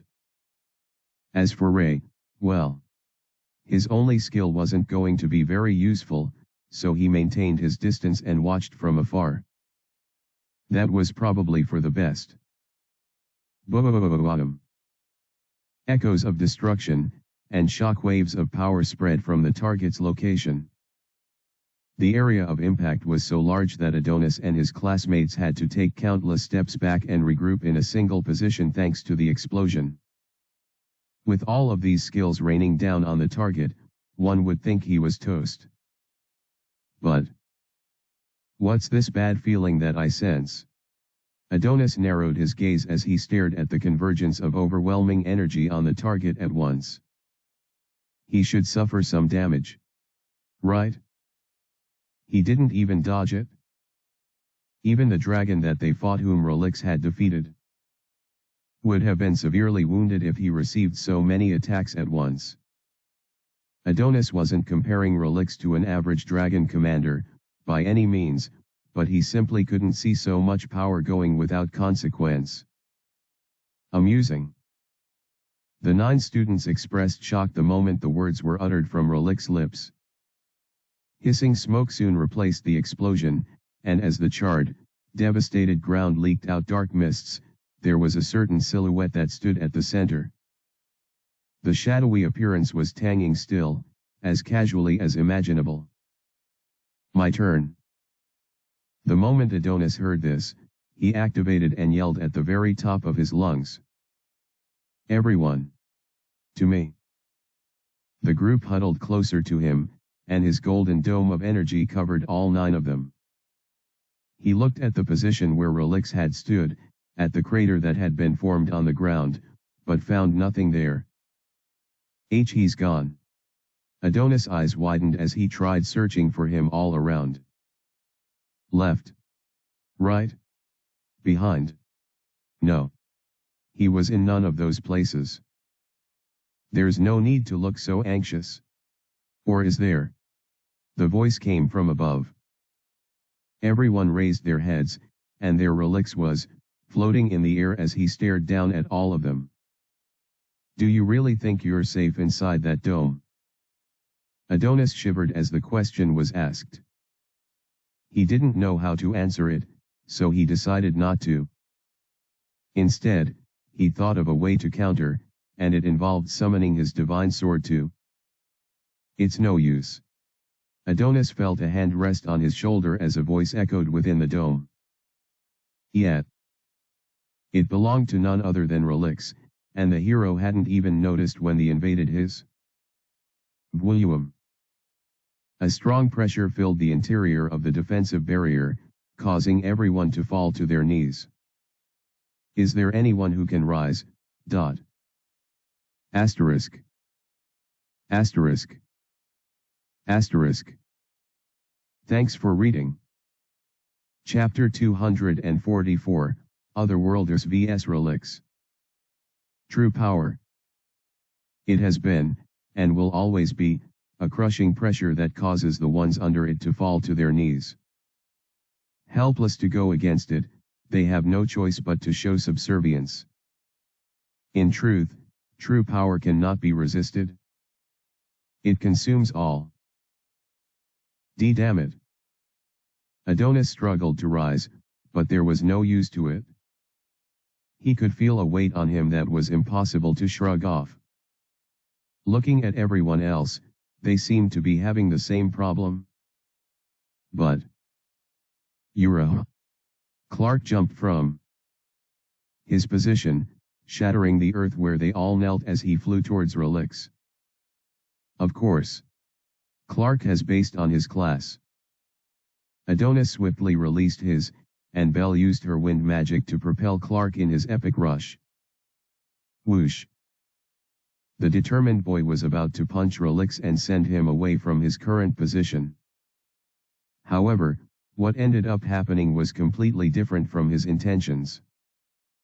Before Clark could land a single hit, Relix held his throat, causing the boy to get stunned instantly.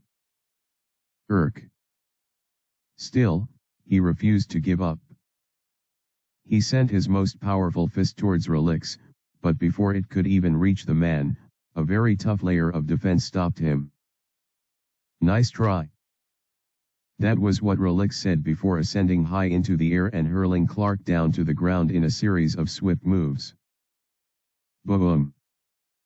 The ground shattered, and the boy was nearly buried in rubble as he lost consciousness. Clark. Many shouted, especially Eric and Justin, but they only caught the attention of their predator. Worry more about yourselves. He appeared right behind the two of them.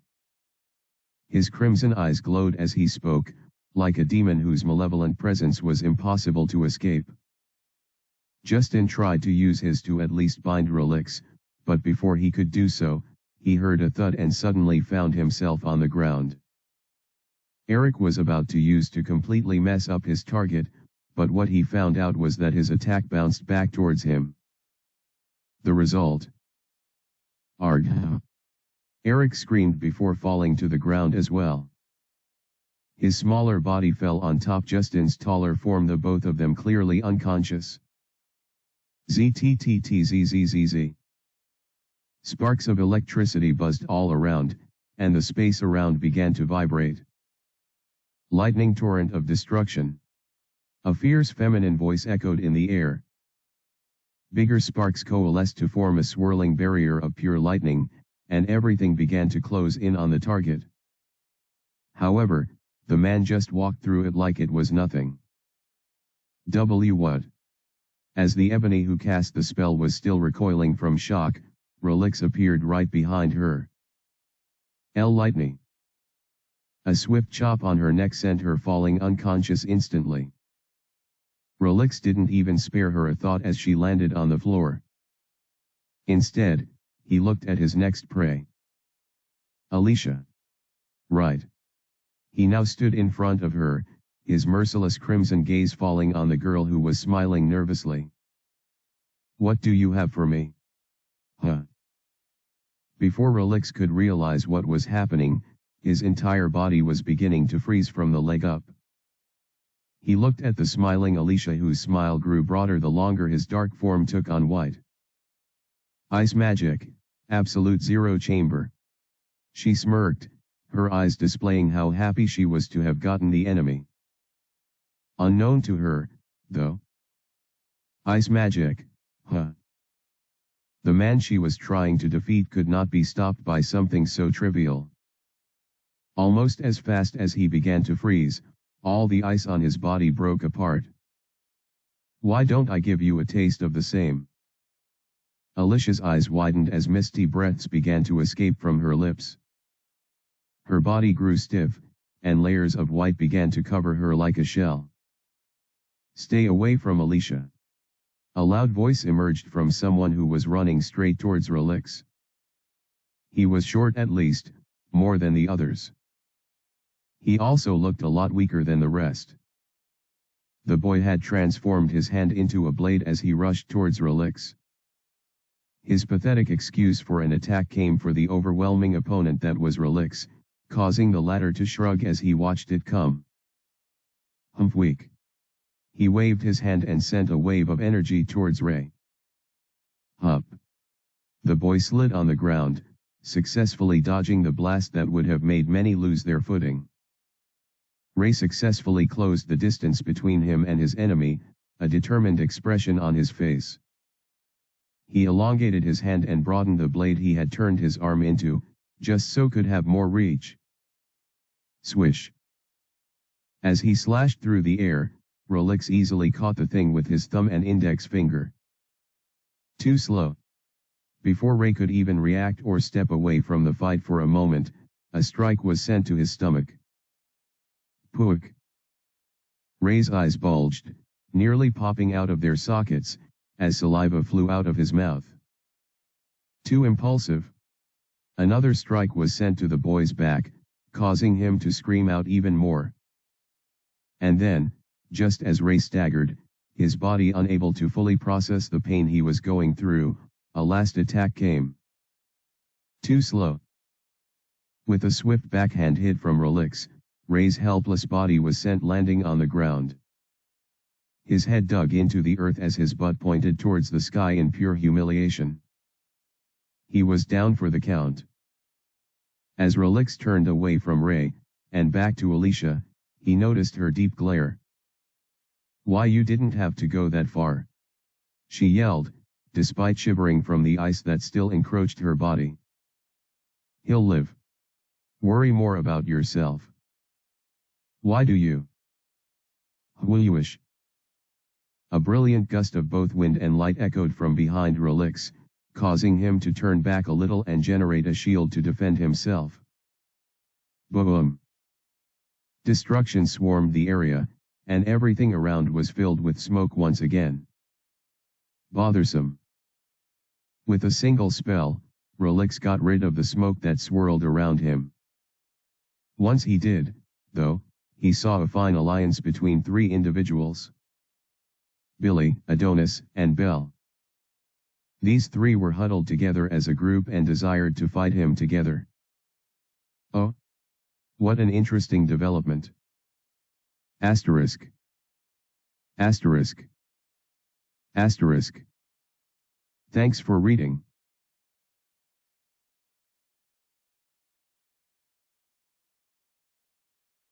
Chapter 245, Otherworlders vs Relix. Belle, Billy. Over here. As Relix was delivering destruction to his classmates, Adonis called for the two individuals who were closest to him. His serious demeanor was enough to tell anyone that he meant business, so they rushed to his side. "Let's team up," Adonis said, looking at the both of them. Belle's brows were raised the moment he asked this. "Aren't we all teamed up already?" "No. I don't mean that. It's true that we're all a team, but in a group this large, we're practically utilizing individual abilities at once or in sequence to face him." Adonis suggested they went a step further. "If we have considerable teamwork and systematically attack him with a plan in mind, we'll go very far." Adonis would have loved to have Alicia on board, but she was too far away for him to risk it. If he made too many moves, the chances of him being noticed by Relix went up. Once that happened, it was game over. Besides, both Belle and Billy are more primed towards combat than she is. Belle's wind magic was 2 tiers higher than Alicia's, and Adonis also needed Billy's destructive capabilities as warrior abilities. If Alicia could properly use her SS tier skill, that would be nice. Unfortunately, she can't. It drained too much mana to summon a useful beast, and her level was too low to have such mana. Her healing magic is also draining, which is why she pours all her energy into ice magic. One of Adonis' hopes was that Alicia would be able to get a lot more powerful during the raid and awaken to her true potential. After all, she should be the second strongest in our entire class. In the end, the three ended up partnering up and watching as Relix beat up their classmates all in order to think of a perfect strategy to counter him. It took some time, but they were finally ready. Remember, both of you. Adonis heaved a sigh as he summoned his divine sword. Give it all you've got. What are they up to now? Ray pondered as he looked at the trio. He knew they had been together for some time now, so none of this development was surprising to him. In fact, he would have been disappointed if Adonis hadn't made a move like this. But what of it? He could only wait and see what the results of their planning was. Meanwhile, I hope I didn't overdo it. Ray looked behind him and noticed Alicia being unconscious. She wasn't the only one, too. Practically everyone, except the three that now challenged him, had fallen unconscious. White Ember should heal her, so she'll be fine. This is all for her own good anyway. Ray knew it was most likely due to, but he really didn't feel bad for his actions. He only had the best of intentions for his classmates, and since they all consented to all of this, he had the responsibility of gauging their abilities and showing them a standard of strength. Now it remains these three.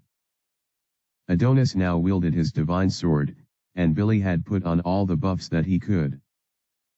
As for Belle, she was preparing her. Her great mage class must be really helping her with that mana usage issue. Unlike Alicia, who is a tamer and can't get enough privileges from her class when it comes to that. Ray began to stroke his masked chin as he thought about something in particular. I wonder. I think I'll try it out after this training exercise. Right as he was thinking, both Adonis and Billy rushed towards him. Billy was holding a powerful sword thanks to his skill, and Adonis wielded the divine sword. It was clear who was faster of the two, but Adonis lessened his pace so they could run side by side. I guess it's because of their plan. I wonder what it is. Attacking me from both flanks in order to distract me. Just as Ray suspected, Adonis rushed to Ray's right and Billy charged to his left. They both had glowing bodies thanks to the enchantments they had placed on themselves to make them stronger and faster than normal. Adonis raised his divine sword and made to strike, while Billy took his martial arts stance and coated his sword with intense flames. Belle will probably use wind magic to ensure my escape paths are limited, which means I'll either have to dodge Adonis' attack and suffer Billy's strike. Or I use my defenses to block Billy and suffer from Adonis' attacks. Once again, the battle flowed just as he predicted. Belle used her skill to create a wind barricade that pushed Ray away from escaping behind him, and he also couldn't rush forward because of the same barrier. From a strategic standpoint, they had him pretty trapped. What about upward? They probably left that as an option for me for a reason. Should I play along? Ray wondered as the enemies closed in on him even more. He sighed and shook his head a little. No. I think I've had enough. To be honest, their strategy wasn't bad in the slightest. However, he was just too strong for such things to be an issue for him. For example. Whoosh. Ray instantly teleported to Belle and touched her back. Ah! Her widened eyes depicted surprise as he touched her back. You can't fool me. I already know this is a part of your plan. Ray looked beneath him and could sense a lot of weapons lodged under the ground. Belle will use wind magic to raise them and try to skewer me. But that's only a distraction so that Adonis and Billy can reach me before I fully recover from the surprise. Ray suspected that Adonis would probably use his light magic to blind or disorient him, and then he and Billy would rush to strike him down. I'm happy they thought this far ahead. Since Adonis has fought an opponent who can teleport, he knows how tricky they can be. However, even though he was going according to their plan, things weren't going to turn out the way they wanted. For one, I'm faster than they expect. Ray moved slightly faster than usual, easily breaking past Belle's wind defense. He hit her at the base of her neck and she instantly fell unconscious. As her body slowly fell to the ground, Ray looked at the shocked and desperate expressions on both Billy and Adonis' faces. Belle! They yelled out. Let me try something else. Ray smiled as he looked at the two rushing towards him. The moment Ray activated the skill, an aura of danger and intense killing intent spread all over the area. Intense fear took over, and he watched as the two reacted. Billy stopped moving entirely, his body shaking as his weapon dropped from his grasp.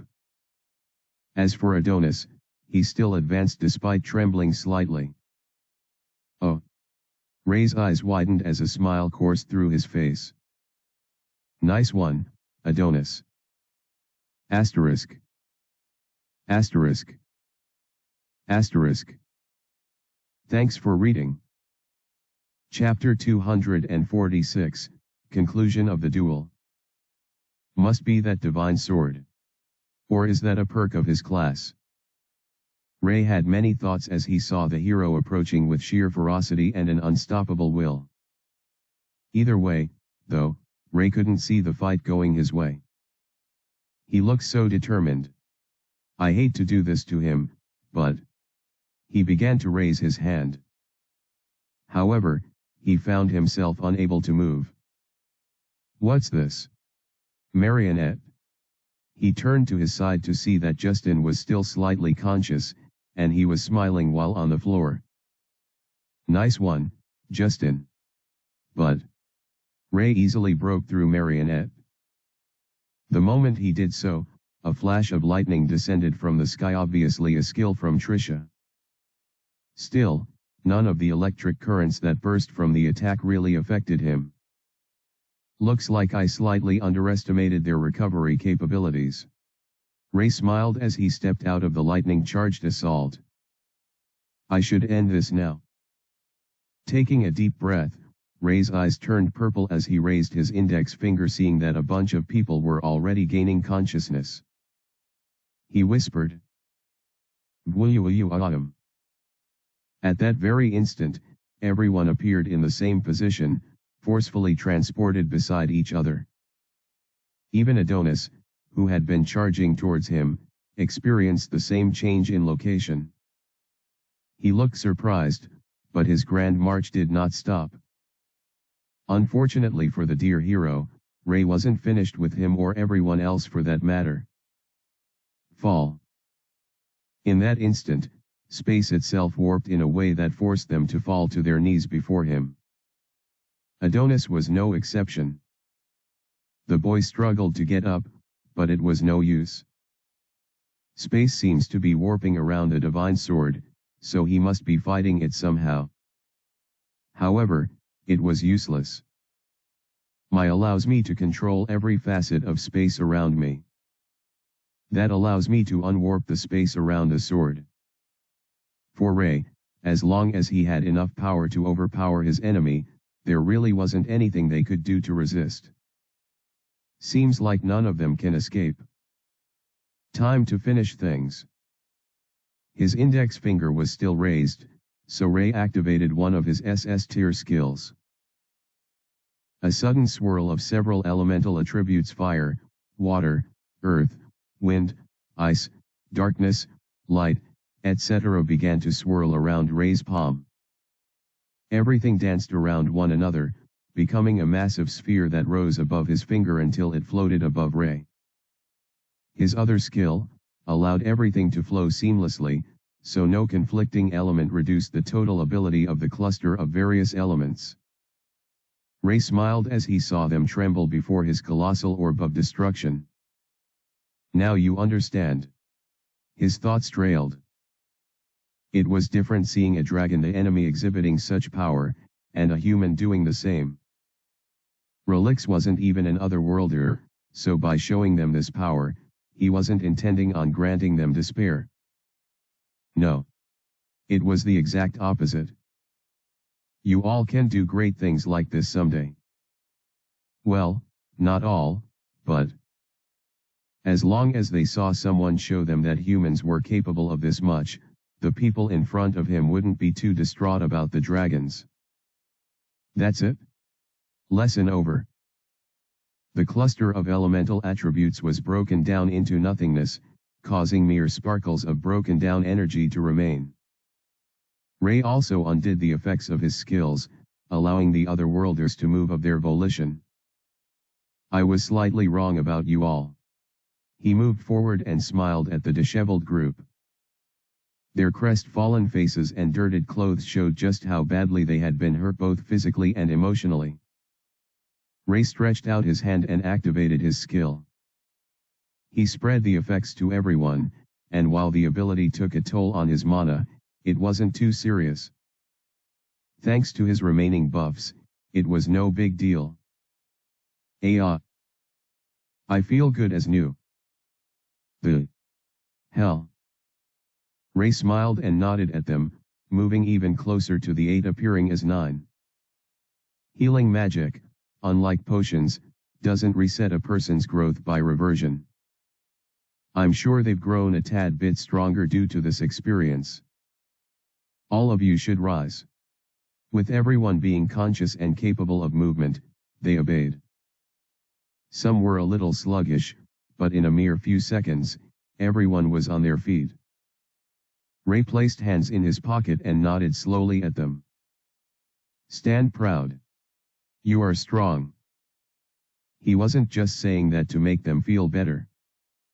He genuinely thought so. Compared to the humans of this world, they're definitely top tier. They are also very young and have room to grow. That was enough reason for Ray not to discount them.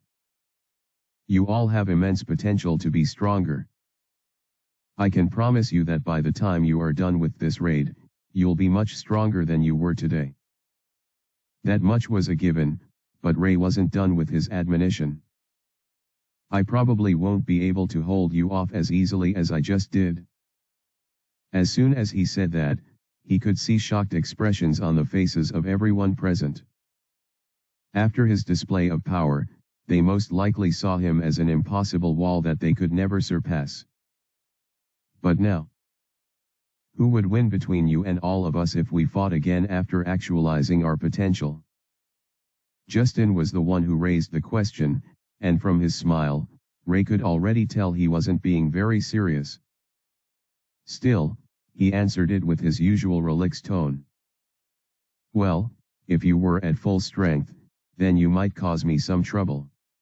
He began, stroking his chin a little as he narrowed his eyes on a select few of his classmates. Once Alicia can use her divine beast summon, she'll be at an advantage in that aspect due to her class. Adonis also had a lot of room for growth, and he levels up fast too. As much as I don't like Billy, he has a very powerful set of skills, and then there's Belle and her problematic abilities. All in all, Ray could see a bunch of other students as well who would prove problematic if they all joined forces and fought him with a proper strategy. That said, would you lose though? Adonis asked with all seriousness. Ray smiled at the hero, almost as if he already knew what was on the boy's mind. There was no need to skirt around the issue. They could give me all the trouble in the world. That doesn't matter at all. Ray was still confident in the outcome. Nah, I'd win. Asterisk. Asterisk. Asterisk. Thanks for reading. Chapter 247, A Little Friction. Why? Why do I feel so frustrated? As Adonis stood among his classmates, hearing the words of the great Relix, he couldn't help but grate his teeth. A sense of restlessness and unease rested upon him, and he calmed himself by squeezing his hand while placing both hands behind him. He did his best to express a neutral expression, but any observant person could tell he was upset. I was never this strong in my past life. None of us were. This power that Sir Relix has is unreal. His thoughts echoed as he stared at the dark cloaked figure. It honestly shouldn't exist. Still, I'm glad it does. If not, we would all be dead and humanity would have already lost. Adonis truly felt grateful for Relix and his existence in their lives even if he didn't completely understand it yet. However, something ate at him. It was something he desperately tried to avoid, but Adonis was fighting a losing battle. Why do I feel so envious? Adonis had put in every ounce of spare time into training. He chose the most optimal class add sets of skills for combat, defense, and overall utility. Since skills and classes had the chance to evolve into higher tiers, and the hero class ensured quick growth among other things, he thought he had made the right choice by choosing his current ability set. Plus, he had the knowledge of his past life guiding him. Adonis thought he could combine all of these factors to grant himself a better shot at saving everyone. But nothing has really changed. Compared to Sir Relix, I'm nothing. He wanted to cry. Hot tears welled up in his eyes, but he held them all in as he took in deep breaths. I know I shouldn't feel this way. It isn't right. We're all on the same side, and we have a common enemy to defeat. Normally, as long as that was the case, and Relix was contributing to that, he wasn't meant to have any problems with it. But I just can't help but wonder if all the efforts I put in didn't matter. If I'm even as relevant as I thought. Adonis smiled wryly, realizing he was probably being childish for wanting to be the central figure who led his classmates and this world to victory. He wanted to be the strongest. Maybe I'm wrong, but I can't help but feel that way. After experiencing the terror of the dragons in his first life, and watching the very world burn before his eyes, he couldn't help it. He desired strength, for him, and all of his allies. It's just, I want more. He hoped that he could at least close the largely insurmountable gap that existed between him and Relix, at least a little, during the raid. That would be nice. Now that we're done with this little spar, this is the best time to reiterate that I'll be going over battle tactics and formations with you. As Ray spoke in his Relix tone, he confirmed that everyone was paying attention to his words. He could see Adonis sulking slightly, and while he honestly felt for the boy after all, he was only 16. Ray was more concerned about the present situation. I'm sure he'll be happier once he starts leveling and getting stronger. I'll be summoning monsters to use for your training. This is less about the EXP and more about applying the tactics you'll learn so you can work more efficiently in the dungeon. Ray also considered using his elementals, but since it was better to stick to the kind of monsters one would find in a dungeon, it was simply better to summon the latter kind. But first, Ray glanced at Alicia and narrowed his eyes. She's the only one I didn't have to heal due to the rings. I'm happy it's working well. Beyond his thoughts, though, he had a reason for focusing on her. You're a tamer, aren't you? And you have a beast summoning skill, correct? Despite him using his best Relix impression, which would intimidate most or cause them to be flustered if he suddenly talked to them, Alicia remained composed. Yes. That is all correct. How did you know about all this? I can see through your status window. What? Everyone burst into shock as they looked at Relix. Their eyes widened in disbelief, and sharp murmurs rose from the group. Kidding. I'm just kidding. Haha. I merely asked Conrad and Vita. Ray swiftly turned things into a joke and laughed it off. He gulped and hoped everyone would take him at his word. Thankfully. Oh. Whew. For a second there, I thought. Well, that's a relief. They believed his words. That was a close one. Ray nearly held his chest and heaved a sigh of relief. He couldn't break out of his persona, though, so he refrained from doing so. Ahem. So, back to my point. He got everyone's attention back in no time at all. Then. Why haven't you yet summoned and controlled something? Ray asked the burning question. I actually have. Maybe you should have asked Conrad and Vita for that information too. Alicia responded, folding her hands. For some reason, Ray felt she was being a little confrontational. Or am I the one going too far? This must be how Sarah felt like when she was challenged by Alicia. It wasn't a pleasant feeling at all falling under the girl's scrutinizing gaze. Fair enough. Can you elaborate on what you summoned and controlled? Of course, Ray knew the details already. It was during their skill presentations. She used her skill and managed to temporarily summon something. She even brought it under her command for a few seconds before her mana ran out and the summon had to be cancelled. From that experience alone, everyone was able to learn two major things about Alicia's ability. One was the fact that it drained a lot of energy. Second, once energy ran out, it was all over. At the very least, that was what they observed. I'd like you to summon a beast and control it, right here and now. As Ray said this, he crossed his own arms as he stared at the defiant girl. Why is that? She responded the same as last time.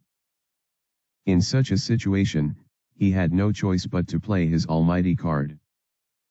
Because, with the way you are now, you're too weak. Asterisk. Asterisk. Asterisk. Thanks for reading. Just for your information, the beast she summoned last time wasn't an SS tier creature. It was just something. Means her limit is the SS tier category. Chapter 248, The Beast Summon. Because, with the way you are now, you're too weak. As Alicia heard these words, she frowned a little. It wasn't because she felt somehow offended by the statement, but because she knew it was true. I know I'm not living up to my full potential.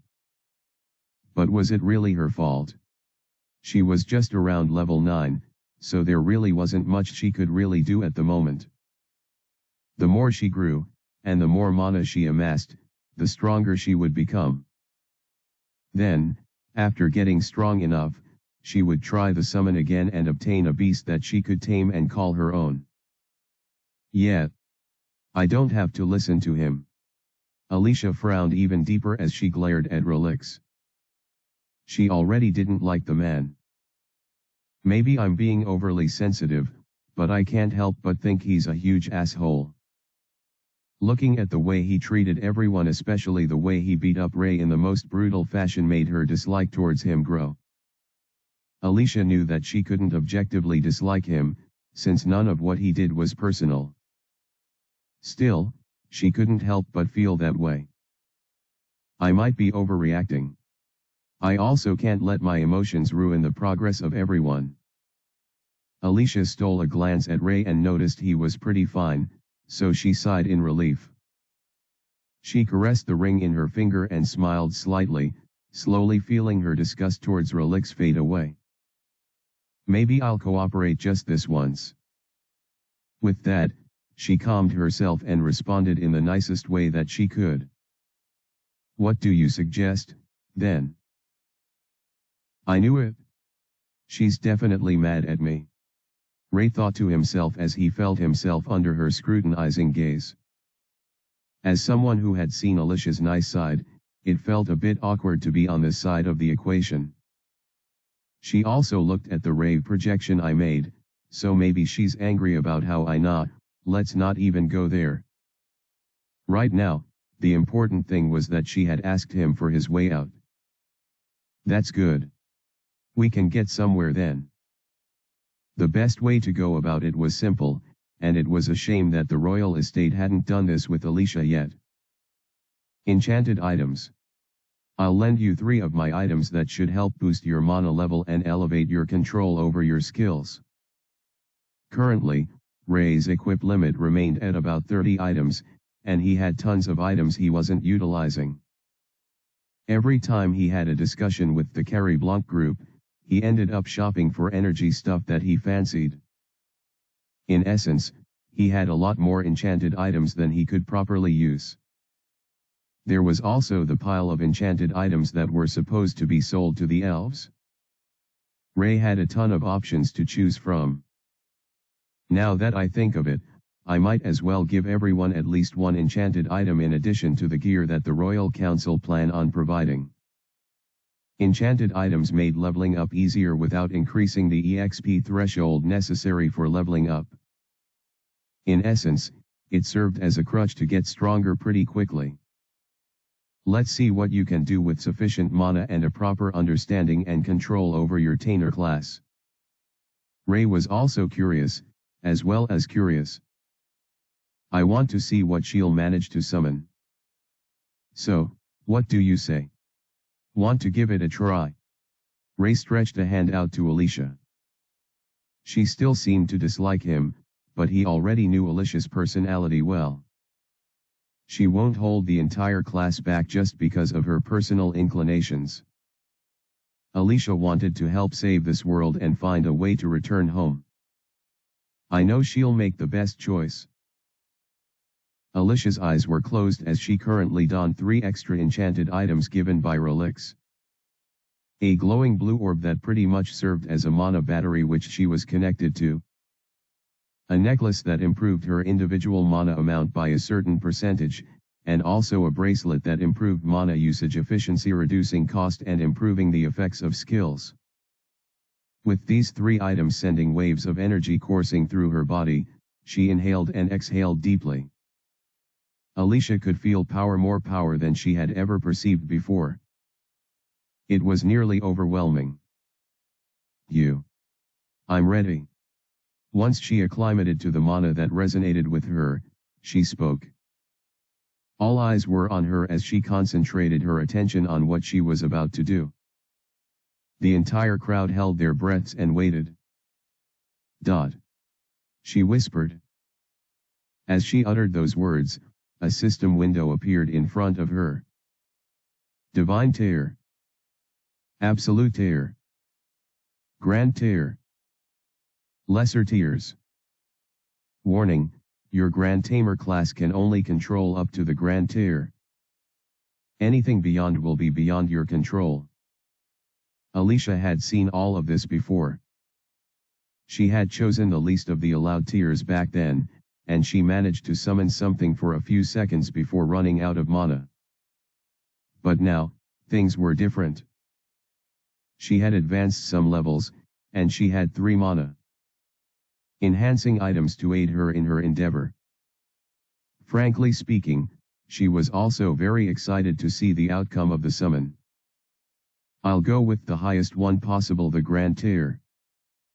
She slowly opened her eyes and saw the magic circle forming in front of her.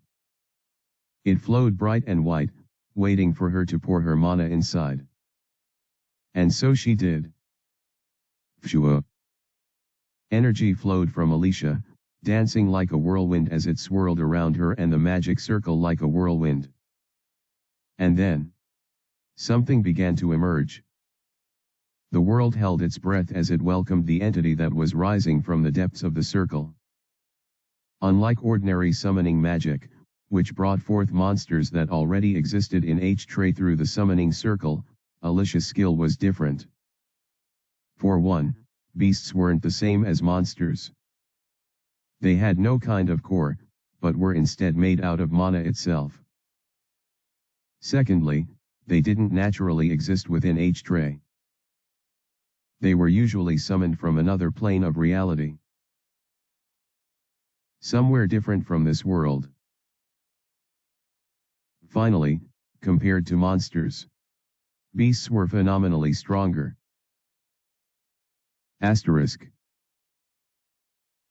Asterisk. Asterisk. Thanks for reading. I guess it's time for Alicia to grow stronger. Chapter 249, The New Familiar. A swirling white void opened up. Within it emerged a radiant creature with pure white fur brilliant like snow. Its two long ears perked up as it manifested, with marble-like red eyes gleaming with innocence. It had a small form, quadrupedal, with a cute appearance that startled everyone once they witnessed the entity that showed itself. It was none other than a rabbit. That's a rabbit, isn't it? An albino rabbit to be exact. The students looked at the creature before them and murmured their thoughts. The grand beast that just manifested in front of them resembled just any kind of albino rabbit one could find on Earth. If not for the tattoo-like markings on its body lined in black, it looked so ordinary. These guys. They have no idea. Ray grinned widely as he looked at the summoned entity. Its cute appearance could fool everyone, but not him. He could clearly feel the intense energy the thing emitted. But, that wasn't even all. Absolute appraisal. Name: Race to Bar. Class Grand Summon. Level 1. Life Force, 300. Mana Level, 500. Combat Ability, 700.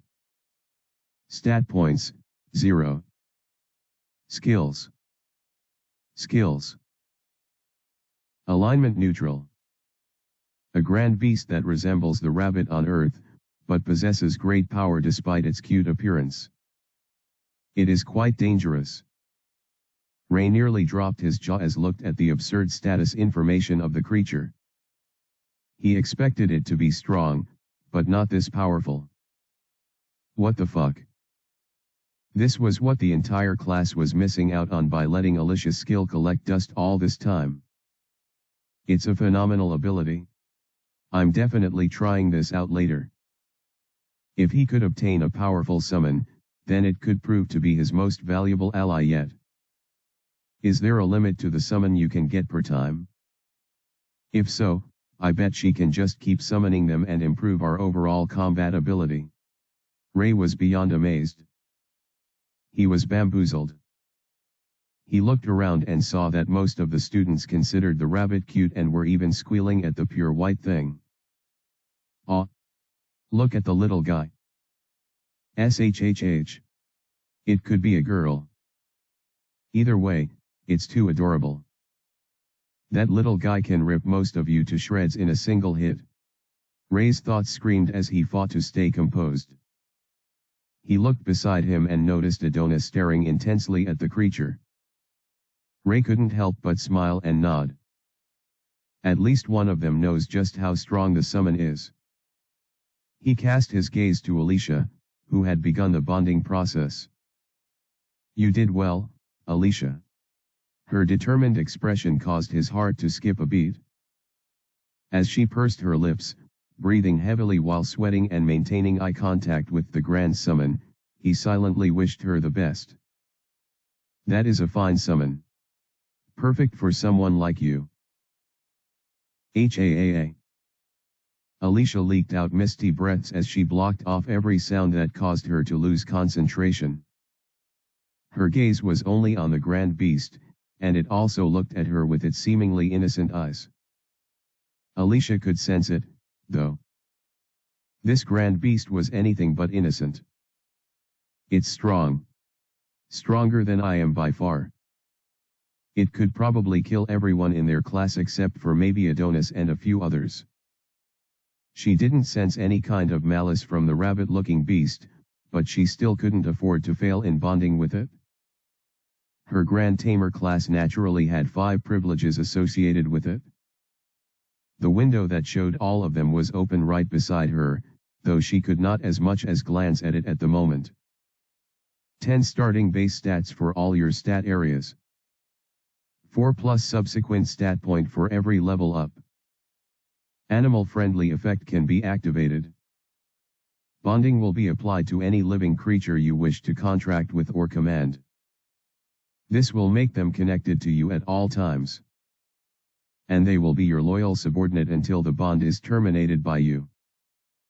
Plus 100 stat points for mana level. It was all thanks to her class privileges that she could command such a creature despite it being much stronger than she was. Her status window by her side displayed just how strong, or rather, weak she was. Name Alicia White. Race human. Class Grand Tamer. Level 9. Life Force, 10. Mana level, 1/30. Combat ability, 23. Stat points, 0. Skills. Skills nil. Alignment lawful good. A pet lover who desires to return home, but cannot afford to see others in a state of distress. Your skills and class are in perfect synergy with you. The gap that she felt between herself and the rabbit was too far apart. It was like the distance between heaven and earth. He was right. Alicia heaved slowly. As much as she hated to admit it, Relix had been correct on this matter. I'm too weak. This was the right call all along. A small smile formed on her face as her lips curled upward. Her amber-colored eyes reflected the system notification that now glowed in front of her. I did it. I succeeded. The summoning circle surrounding the rabbit was slowly evaporating, but Alicia no longer laid any mind to it. One of the importance of the circle was to protect the summoner from the beast within it, since if it wasn't yet under control, it could rampage. No matter how powerful a beast or monster was, they could never break out of an active summoning circle. If the rabbit had negative intentions, it couldn't perpetrate it as long as it was within the confines of the barrier.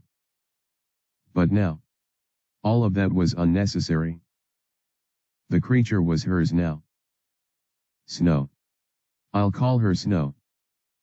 The system panel disappeared, and almost as soon as it did, Alicia collapsed to her knees in sheer exhaustion. HAAA. HAAA. Several of her classmates attempted to encircle her, but Relix signaled for them to stop. As such, they maintained their distance. Huff. Huff. Sweat dripped from Alicia's face, and her body trembled as she felt the toll on her body. Even with the enhancements. I feel so drained. This wasn't life force drainage, else she would have healed herself. It also wasn't a decrease in stamina or any other physical area, since she could always use the white ember to raise her physical attributes to counter the exhaustion. No. This was about her mana. To think that I feel this way even after using 3 enchanted items simultaneously. It was no wonder she hadn't been able to properly use the skill before. But I did it.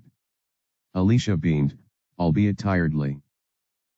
And the fruits of her labor, Snow, stood in front of her as a testament to that. You and I were in this together, okay? Asterisk. Asterisk. Asterisk.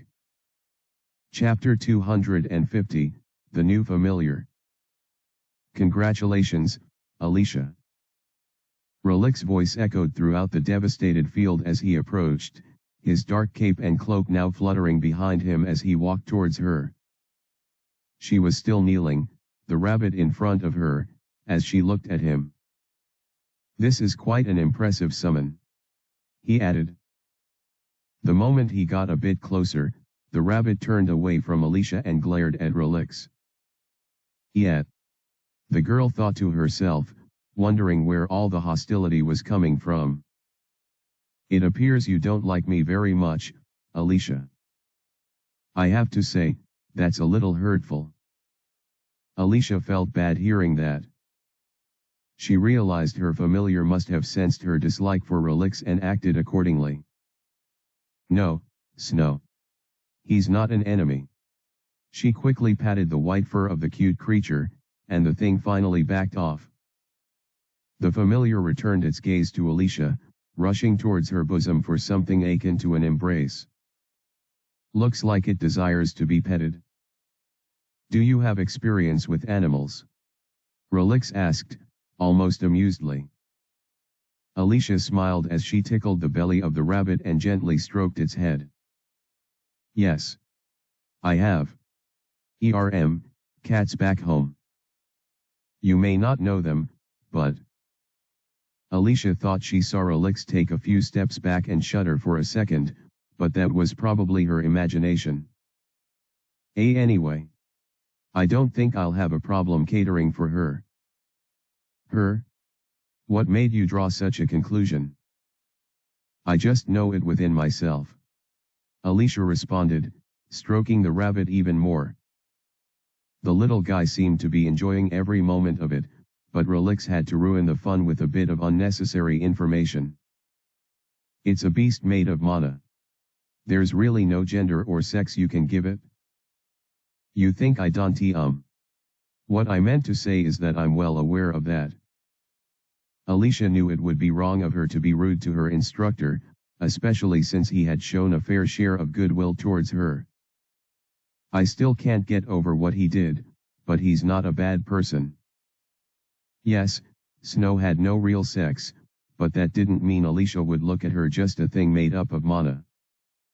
It was also strange for her to refer to her familiar as they slash them. As such, she could only think of the perfect compromise. Besides, Snow looked feminine enough to be girl. And she's so soft too. Almost feels like a cat. I've not had a pet in this world yet. I might get addicted to this. She fought to make any weird face as she looked at her adorable little fighter.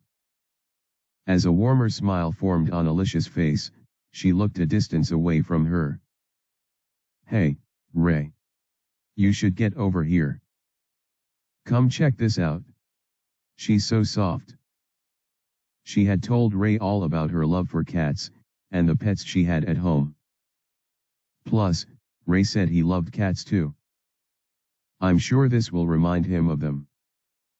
As she thought this, she noticed Billy's sad, almost pitiful expression, but completely ignored it. She didn't want to have anything to do with him.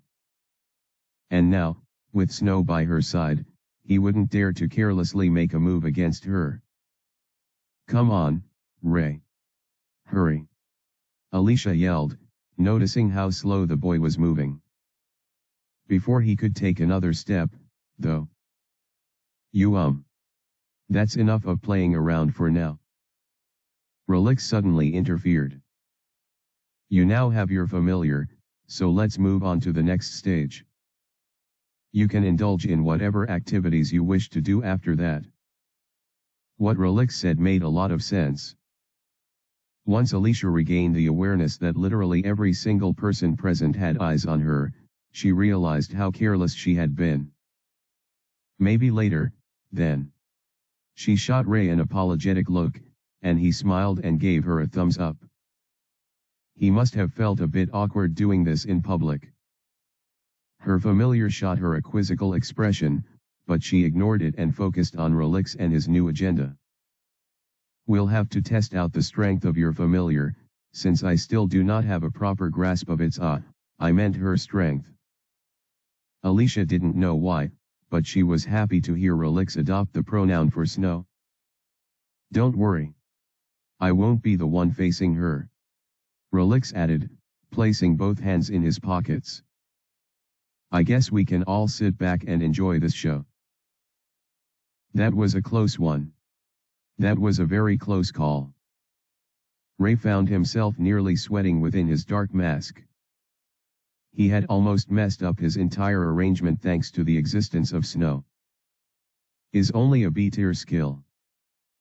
That familiar is too strong and sensitive to notice what is real and what isn't. His replacement as Ray was an illusion he had conjured up with that skill. It worked on everyone with certain base stats and inferior levels to compensate. Even Adonis, despite having an S-tier class, was no exception. He's weaker in terms of detection compared to Snow. That's probably why he didn't notice. However, one look at the Grand Beast told Ray that he already knew his replacement was an illusion. There's a chance it would have told Alicia if the projection got too close.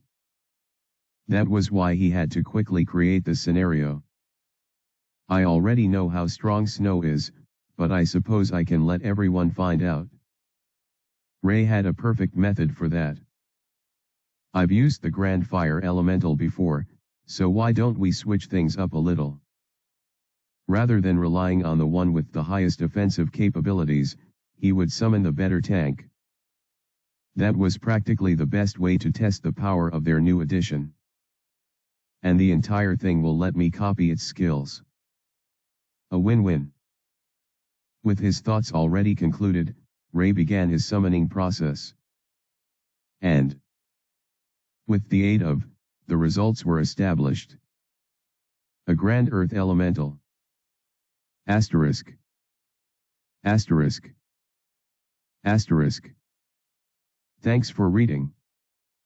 Chapter 251, Rabbit vs Elemental. Guoa. A colossal creature made purely of rock stood like an unshakable monolith. It was at least 10 meters tall, and its overall build resembled that of a buff warrior who had completely maxed out its defense. The dark earthen armor of had complemented the lighter lines that could be seen around the joints and slight crevices within the full body armor. Even the elemental's face was shrouded in armor, leaving only a slit for vision. The Grand Earth Elemental had a massive shield on one hand, and a mace on the second hand. Both of them appeared remarkably heavy. The hell? That's crazy huge. Unbelievable. Many people marveled in both awe and intimidation as they witnessed the massive titan take its first step forward. The ground shook, and everyone trembled.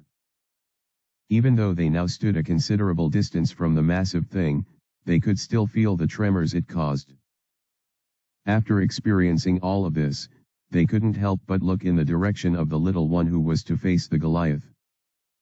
The tiny rabbit Alicia's cherished Snow. Does he stand a chance, though? Isn't Sir Relix being a bit unfair? Alicia might lose her familiar at this rate. Damn. As they watched the rabbit also approach the opponent that looked infinitely bigger and stronger than it.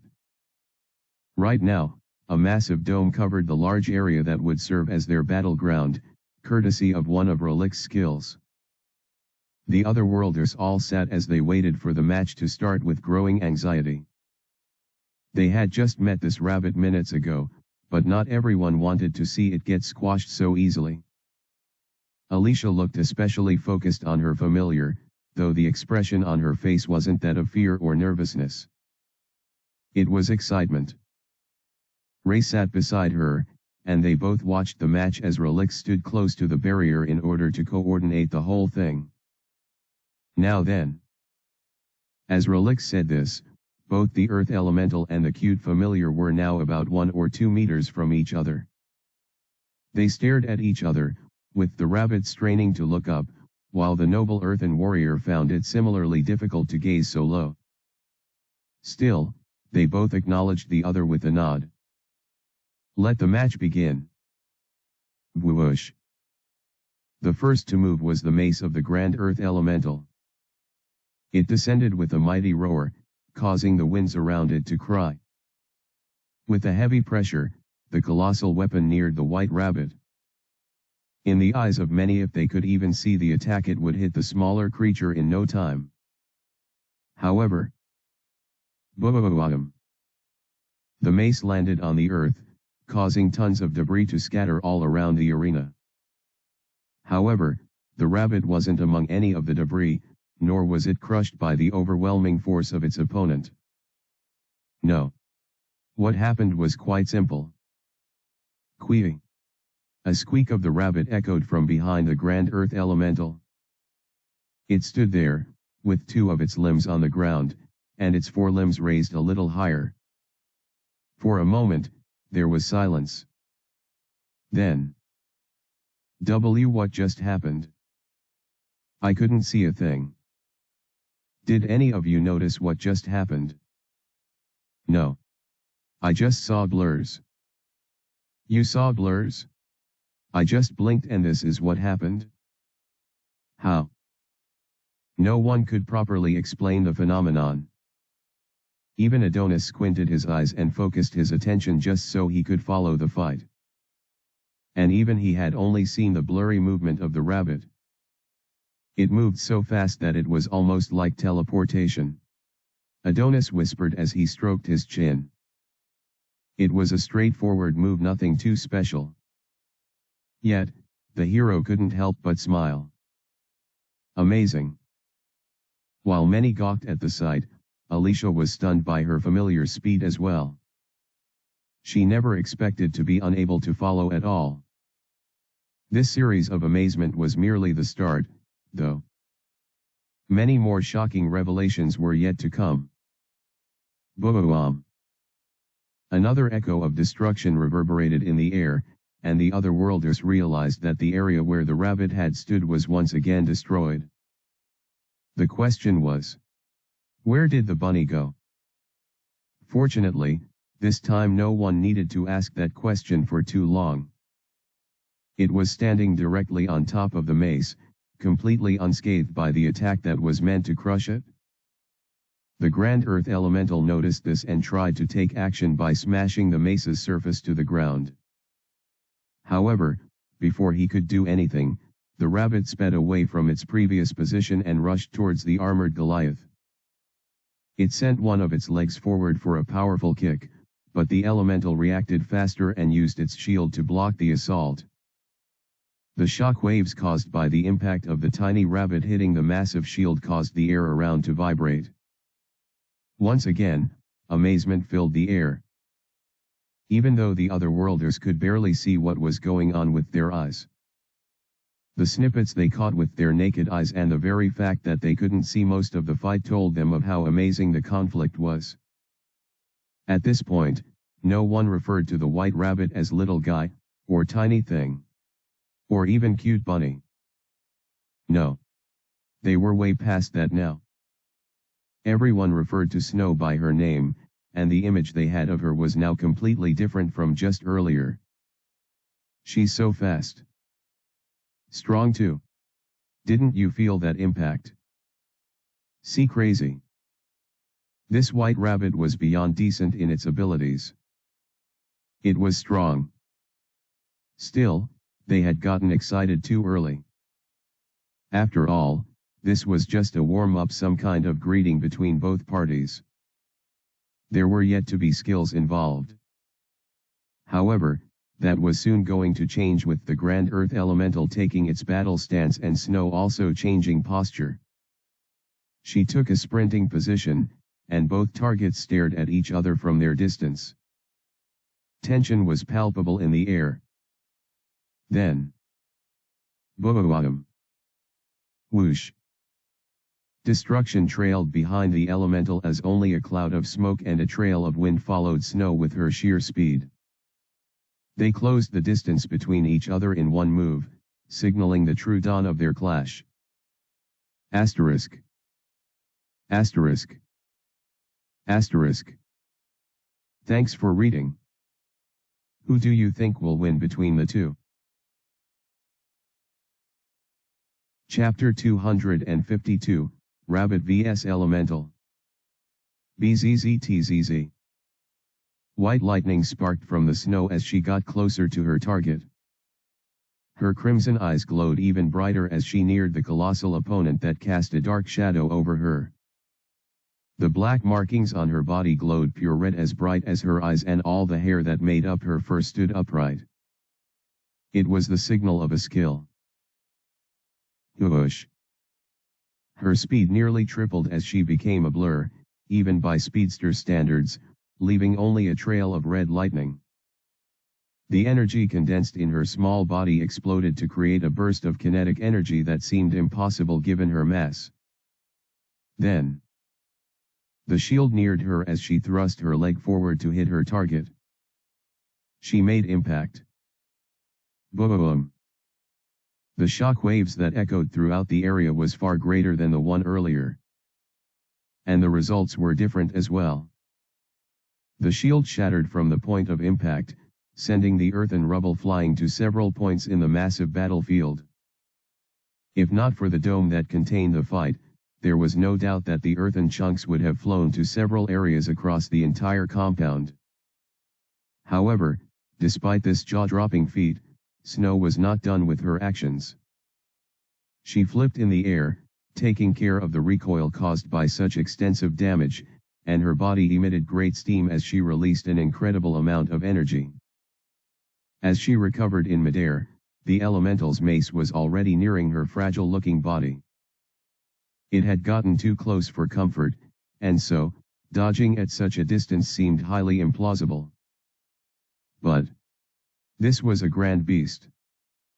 Snow activated her next skill, which practically allowed her to become a cannonball even in midair and shoot to multiple locations at once. Her body became an epic blur as the markings on her body turned purple and sparks of purple electricity coated her white fur. She ricocheted through the air and towards the dark and dreary helmet of her opponent. Bam! Her body made impact, and she instantly ricocheted to the next target, almost as if she was landing on a trampoline. From the helmet, her white body landed on the earthen arm of the opponent, and then towards the chest, and then the mace. Snow's acceleration increased exponentially, and the purple bursts of power rose to an impeccable degree. Then, impact. Boom! The earthen mace shattered instantly as she broke through it, finding her footing on the floor not long after. All of this barely lasted seconds, and the Grand Earth Elemental had been too confused by so many actions to act appropriately. In the end, it lost its shield and mace, its only two weapons, while also having cracks on the armor it wore.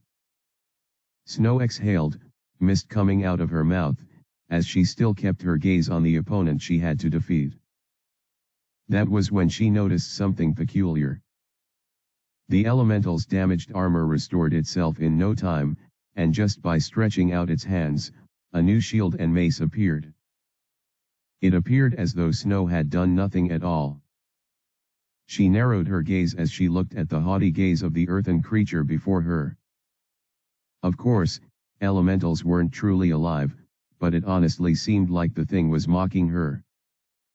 Snow couldn't have that. Like an engine roaring to life, Snow began to release her stockpile of mana, causing the air around her to vibrate due to the pressure. None of this affected the elemental, though, as it readied itself for another round. As long as it could keep regenerating, despite being damaged, there was no way it could lose. Snow also had to hit it very hard for any serious damage to be done. Thus, a conundrum was born. Snow was faster than her opponent, and she could definitely damage the target without much issue.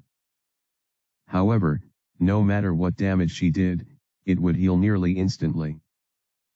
The only way to win seemed apparent: the elemental had to be destroyed in one shot. But, could Snow, with all the amazing feats she had displayed so far, manage such a thing? Well, everyone was about to find out. This time, Blue energy swirled around her in the form of violent electricity. She jumped from her position just as the mace hit the ground, sending her flying upward, like a rocket that could not be stopped. In one swift move, she broke through the helmet of the elemental and shattered the whole of its earthen head. If this was a human being or even a massive monster, they would already be toast. But, elementals weren't living beings. A head was merely an accessory that could be replaced through regeneration. As Snow floated above the earth elemental, she could already see the massive stone being recovering from the extensive damage. If no care was taken, her efforts would be in vain. Bzzzzttzzzzz. As the sparks around her body became purple, Snow activated her exclusive skill. In an instant, the single white rabbit became 2. Then 4. Then 8. Then, finally, she became 10. Whoosh! Purple sparks and blurs descended from above in ricochets, as Snow, or rather, the 10 Snows, bounced on and off the colossal body of her enemy. Their rapid-fire movements and destructive dances were too much for the grand earth elemental. Chunks of its massive form began to shatter apart before it could even realize what was going on. Its shield broke, its mace was destroyed, its armor was obliterated, and finally, its earthen flesh was riddled with multiple holes as streaks of purple burst out of them. Until finally, boom! It was completely annihilated. The rubble descended upon the ground, and Snow walked away from the cloud of smoke as the triumphant one. No one could really tell if a rabbit was smiling or not, but the look on the familiar's face made it certain. The little rabbits, all now converging back to one, were grinning widely as they exited the powerful dome. Queeving. All the spectators could see her skills for themselves. Snow was the real deal. Asterisk. Asterisk. Asterisk. Thanks for reading. Chapter 253, End of the Exchange. Today was just a prelude. For the rest of the few days of your training, I'll be pushing you all to the limit, so get ready. Relix stood in front of all the other worlders, addressing them in his strict, yet calm and understanding tone. Is all that understood? Yet. The other worlders exclaimed with pure energy. It seemed like seeing a rabbit display more power than they could ever dream of mustering had awakened something within them. They wanted to try more. I'll be leaving you all for today. Make sure you rest well on preparations for tomorrow. Relix added, his gaze flowing to one person in particular. Also, Ray Skylar. I'll need to do something about your current pathetic state. You're coming with me right now. The moment he said this, 3 people displayed the most shock. Alicia, Adonis, and Ray himself. Right now. Ray responded with a bit of uncertainty in his tone. Yes. Don't worry, it's for your own benefit. I also have permission from the Royal Council, so there's nothing wrong here. Relix had been granted so much authority over them that it wouldn't be strange if he chose to take all of them to the royal dungeon at that very moment. Fortunately for them, he was a very reasonable man. The choice is yours, though. I don't force people to grow strong. If you wish to remain the weakling that you are, then that's also fine. Once Ray heard this, his countenance changed from uncertainty to resolve. The change was a little too swift and unnatural, but those who looked at him could understand the cause of his expression. Compared to every other otherworlder that chose to remain in the royal estate, Ray was too weak. It was probably for the best for both them and Ray that Relix had personal training sessions with him. At the very least, so he could keep up. I'll do it. I'll come with you. Ray said, his fist clenched as he raised it in determination. Relix hooded his head and turned to the rest of his wards. You all did well today. But, as long as you can do better, then there's no need to settle for less. Everyone nodded in agreement. Good. Looks like we have an agreement. Let's go, Ray. Ray stepped forward and was about to leave with the dark adventurer when Alicia reached out to him and nearly touched him, but he managed to evade her grip at the last minute. At least pet Snow before you go. As soon as she said this, Snow shot her another quizzical look and looked at Ray with narrowed eyes. Ray's expression was unexplainable, but it seemed to border on the realm of nervousness and indecisiveness. Before he could make the choice, though, he vanished from his position. In a split second, he was right beside Relix. He'll do so when he returns. With those words remaining in the air, a portal opened behind the two of them. They were swallowed by the spatial distortion, taken to a place no one knew. For a moment, there was silence. Alicia's face appeared downcast, almost as if she could sense something was wrong. Did he do it on purpose? Is he avoiding me? Ray didn't really seem scared of the rabbit, so it had to be her that he was running away from. He even avoided her touch. Is it because I kept what happened with the kidnapping a secret? I just... She couldn't properly think about the whole thing, and the more she suspected Ray of drifting away from her because of that reason, the more her heart ached. Maybe. Before she could complete her thoughts, though, someone appeared right in front of her. Alicia, mind if I pet Snow? It was Adonis, with his charming smile and genuine interest in the familiar she cradled close to her chest. Oh? Really? She appeared a little hesitant, though her friendly smile remained. Yeah. It's really amazing how cute and adorable she looks, yet she could most likely beat me in a fight. Come on, Adonis. You're kidding. I don't think Snow could take on someone as strong as you. The moment Alicia said this, Snow, who had kept her eyes closed, shot Adonis a competitive glare. Haha. Stop. He quickly raised his hand in surrender. I'm actually not that strong. There was a tinge of sadness in his tone, one that Alicia could relate to. It caused her to smile sweetly and hold one of Adonis' raised hands. She guided it to her rabbit's soft fur. Sure. You can pet her. She gave a genuine toothy grin. To Alicia, her pets were sacred. She hardly allowed strangers anywhere near them, talkless of touching them. Conversely, if she had someone she considered a true and close friend, she wouldn't hesitate to let them touch her pets.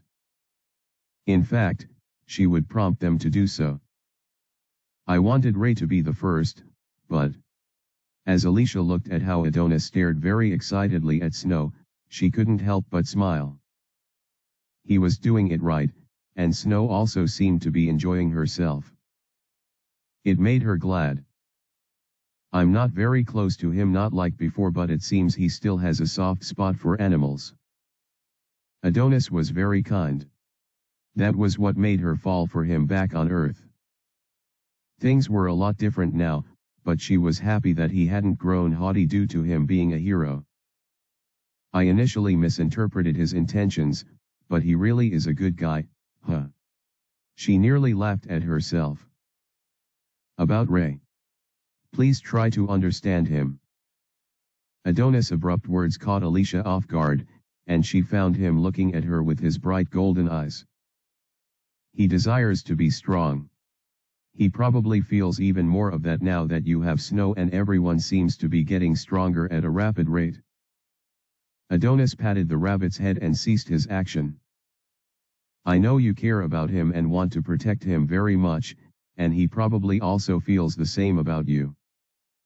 Alicia didn't realize she had made her intentions or emotions so obvious. Perhaps Adonis was just very good at reading her. Thankfully, His tone was low, so none of the surrounding students heard anything. They were all talking with one another, but it was clear that they were waiting for their turn to pet the new member of the group. He's weak right now. I can relate to how frustrated he must be feeling right now. Wanting to be better. Alicia wasn't sure about Adonis being able to relate to Ray, but she said nothing and continued to listen.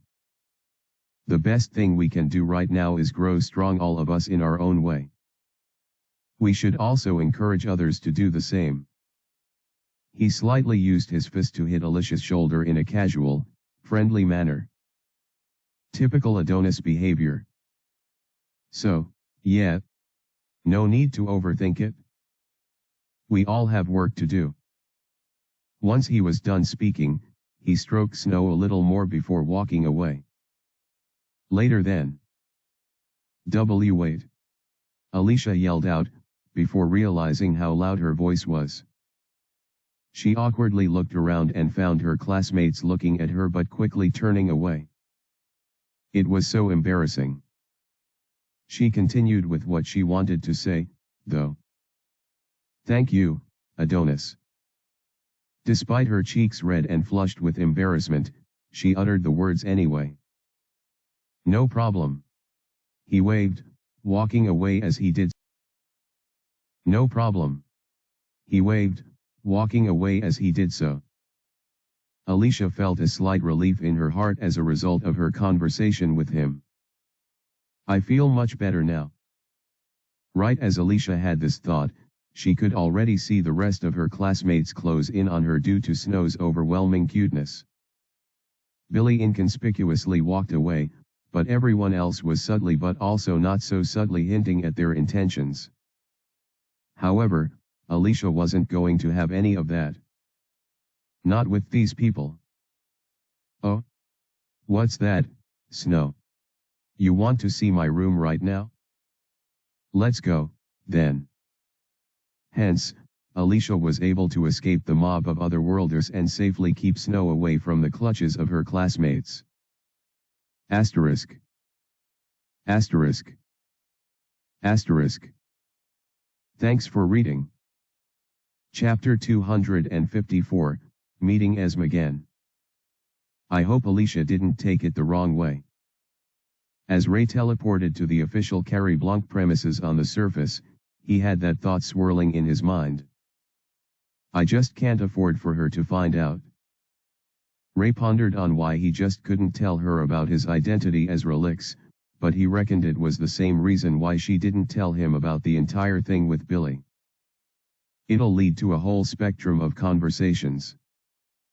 Ray would have to reveal some of his involvements, by consequence, and she might not approve. The truth was, he was telling too many lies. It's a risk. I just don't want her to see me any other way. Ray entered the reception area of the building and was greeted by a pretty woman who recognized him well. He was donning his Relix costume, after all. Sir Alderd and Lord Blanc aren't present at the moment, the lady said with an official smile. Whether it was on the surface or in the black market, Relix would always be treated with utmost respect. As a result, even the lady before him was trembling as she spoke. Where are they? Ray's deep voice went forth as he tried not to look at the lady too much so as not to make her too uncomfortable. They're in the black market sorting through a few things. They told me to make you very comfortable and entreated that you wait for them. If that pleases you, of course. Ray slowly nodded as he crossed his arms and sighed. Seems there's a lot to be done. I guess that's understandable. He found it to be a waste of time to simply wait around for them to arrive. Hence, he found another way to while away time. Where is the residence of my partner here? Ray found it difficult to utter the words, but he did so anyway. Partner, Sir Relix. Yes. The very beautiful lady that is affiliated with me. Ray couldn't call her Esme or half-elf since no one here properly knew of her identity. Come to think of it, I don't think she knows that I know. Ray stroked his chin a little. Allows you to see the surface level stats of your target, but since my own appraisal skill is under, she probably doesn't know I have access to her status window. In essence, Esm probably didn't know that he knew her name or identity. Should I change that? Yes, she is in her quarters in this building. The Lord thought it would be safer and better to move her to the surface. Yeah. Rebel already told me. Ray shrugged. He wanted to see her, so he jumped to his feet and looked at the woman who stood beside him. Take me to her quarters. It would be unfair if she had to constantly dress up to meet him. He just wanted to have a brief conversation with her and see how she was doing. Just a casual discussion, I guess. It only took a few moments, but Ray now found himself in front of the girl's door. The hallway was luxurious, as expected of the Carrie Blanc group, and the entrance before him was painted white, contrasted with obsidian black and blue designs all around. He was here, at long last.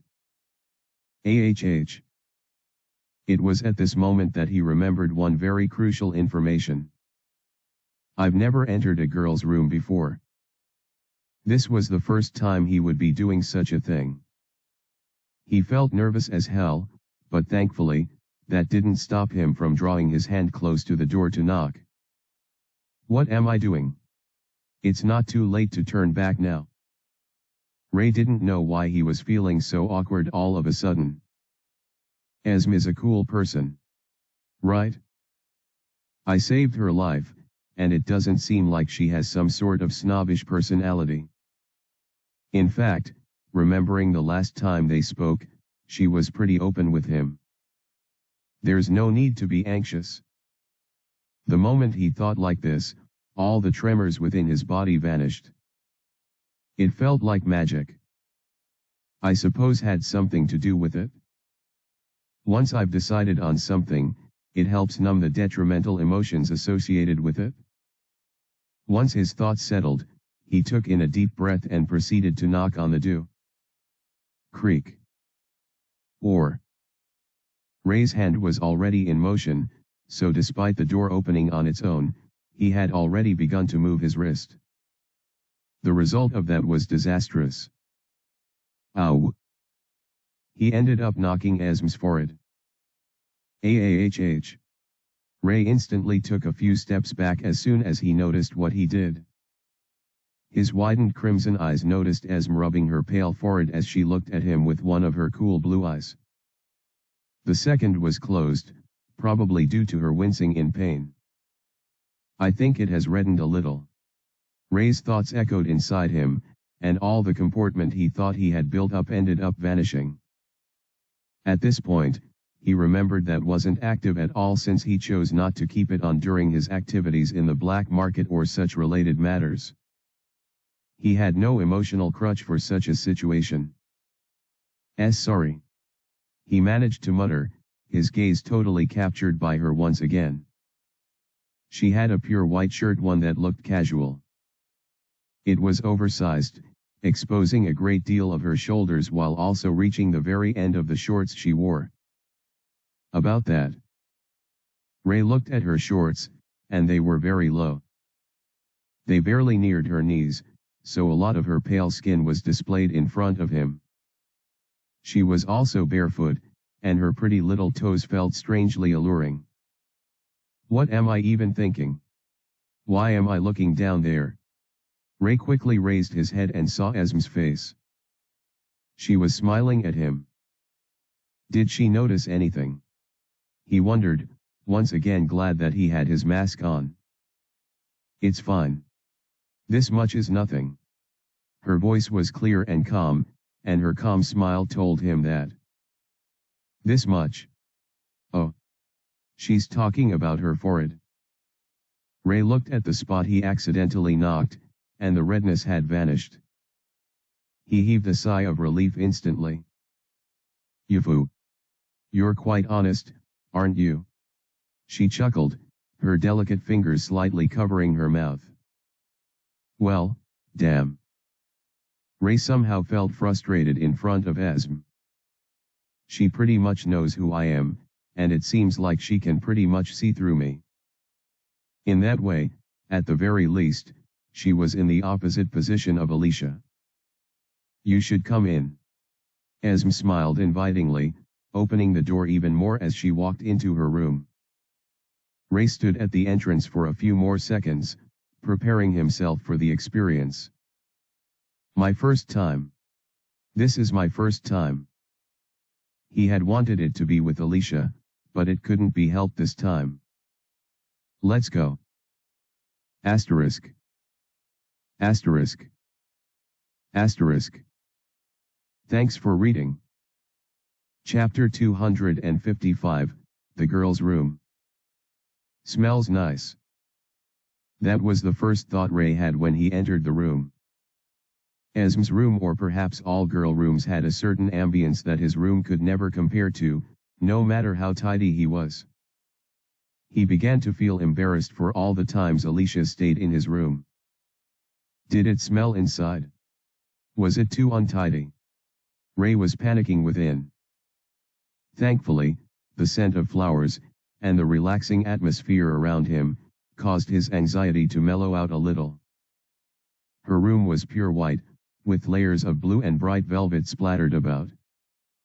The carpet was blue, with white strewn all around, and the painting consisted mostly of white, with velvet curtains, alongside murals that were both colors. Ray could go on, but the sight around him was fascinating.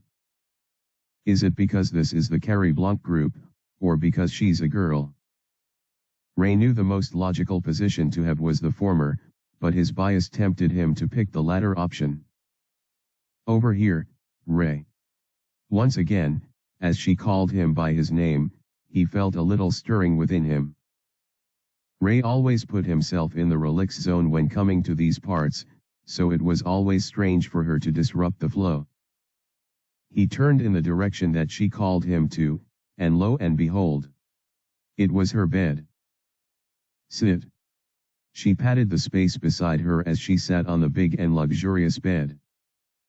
Ray didn't know how to describe the bed. It was large and luxurious, sure, but it also had those curtains or veils that he often saw in dramas back on Earth. They were capable of covering the three exposed sides of the bed with ultra-thin linen that allowed only the shadow of the one sleeping to be seen. I sense mana from them, so it's enchanted. Ray realized it was probably a defensive measure taken by the Carrie Blanc group to protect Esm in her sleep. Plus, since the curtains were all drawn to one side, Ray could clearly see Esm and sit beside her comfortably. He walked towards her bed, feeling the lovely aroma of the room get even stronger as he approached. You really should call me Relix. That's what everyone calls me here. Ray muttered as he sat where she told him to. Really? Why? Because I'm hiding my real name from them. He responded, almost as if stating the obvious. No, I mean, why should I call you that? We're all alone now, right? As she emphasized that fact, Ray felt something hot on both sides of his cheeks. He ignored the sensation, though. Yeah, but I don't speak when you're not around. And the only reason I'm talking is because you assured me that no one would be listening into our conversation. I believed your words, so were you lying to me? No. No. I wasn't lying. Ray swiftly raised both hands and waved them. He was caught under Esm's scrutinizing gaze, and before he knew it, he completely broke out of his Relix character. He just couldn't maintain that identity with Esm. She knew too much. Ultimately, he was always going to be Ray. Then it's fine, don't you think? Huh. It's fine for me to call you Ray. You can call me Esm too, so it's fair. Ray didn't know what to tell the girl in front of him. There were many reasons he wanted to keep his identity a secret and keep pretending to be a badass dark adventurer. But he couldn't think of any that applied to her. After several moments of silence when he couldn't take the tension and awkwardness any longer, Ray collapsed on her bed and gave a heavy sigh. Fine. Whatever. I guess we'll just address each other normally then. He yelled out. He couldn't believe what he was doing. Whoa. This bed is unbelievably soft. Why was he showing such an uncool side of himself to this girl? Smells nice too. It almost felt like he didn't care any longer. Why? You foo. Her giggles reached his ears, and he saw her smiling so pleasantly at him as he said those things. Somehow, he didn't feel embarrassed. Rather, it felt liberating, like she was encouraging him to be more like himself. His true self. It feels better, doesn't it? Being honest with someone and speaking your mind. As her soft voice radiated throughout the room, Ray couldn't help but agree. She fell on her bed too, her two hands on her stomach as she looked at the ceiling of the bed. I wish more people were like this, you know. As Ray, who was right beside her, looked at her warm smile, he found himself smiling as well. She's really honest, huh? After a few seconds of silence, with both of them just enjoying each other's presence, Esm broke the silence again. You know I'm a half-elf, right? A moment later, Ray responded. Yeah. He noticed her smile deepened as he said this. How did you know? Who knows? I just made a guess. Ray jumped back to his seated posture and protested instantly. No way. So you just guessed that? As soon as he said this, Esm giggled some more. It felt like, despite the mask, she could see his expression quite well. I mean, you didn't react to me telling you my name, so I figured you already knew about it. And if you know my name, there's a good chance you also know my race. An O leaked out of Ray the moment she analyzed the reason behind her guess. I was going to tell you anyway, so it doesn't really matter. I've never met an elf before, so it hasn't been an essential part of my life before. The only way her elven identity affected her was in relation to stats. A slightly sad smile played on her face at that moment. Sometimes. I want to see one. An elf. Maybe it's just wishful thinking, but I don't know. Every word that flowed out of her lips were genuine, and her eyes, previously distracted by the ceiling above, finally settled on Ray. She looked at him with her honest blue eyes, as if boring deep into his soul. What about you? Do you desire something that you think is wishful thinking? When Ray was asked this question, he didn't know why the first thing, or rather, person he thought of was Alicia. He wanted to show her his strength. He didn't want to seem pathetic before her. He also wanted her to like and respect him. But I don't want to take that chance. With Esm, he really had nothing to lose by acting in his Ray persona. But for Alicia, I've killed over 100 people already. I've dealt with people who have employed slaves, the same thing she was nearly a victim of. And the worst part was, Ray didn't think he was going to stop. Of course, Ray didn't think he would ever stoop to the very low level of the criminals he associated with or eliminated. Still, he couldn't help but worry about her perspective. I guess I'm scared. That was the honest truth. Asterisk. Asterisk. Asterisk. Thanks for reading. Even I am disappointed in the MC at this point, for his behavior around Esm. Chapter 256, An Engaging Conversation. It's fine if you don't want to talk about it. Esm's voice woke Ray up from his drawn-out thoughts. He turned behind and saw her slowly rising to a seated position too, a friendly smile written on her face as she rose. It's... I understand. It's about a girl, right? What? How can you be so sure? As soon as Ray said this, and also saw Esm's smile widen, he realized the ugly truth. I've been tricked. Damn it. It was too late to realize it at that point, though. He had been careless, and now the price had to be paid. I just made a guess. But it seems like I was spot on. Ray wanted to ask Esm for the reason behind her guess this time, but before he could say anything, she told him. That man. Asher. He referred to you and I as a couple the last time. Ray remembered how he noticed Esm's face twitching back when it was mentioned. She didn't say anything after then, but since she was mentioning it now, Ray knew he had to vindicate himself. I told him we weren't a couple. No, it wasn't even that. It was. This isn't meant for me, is it? It's meant for the girl you're thinking of. Esm brought out a necklace from her pocket. There was a ring at the center of the silver-like chain. It was the white ember or something similar.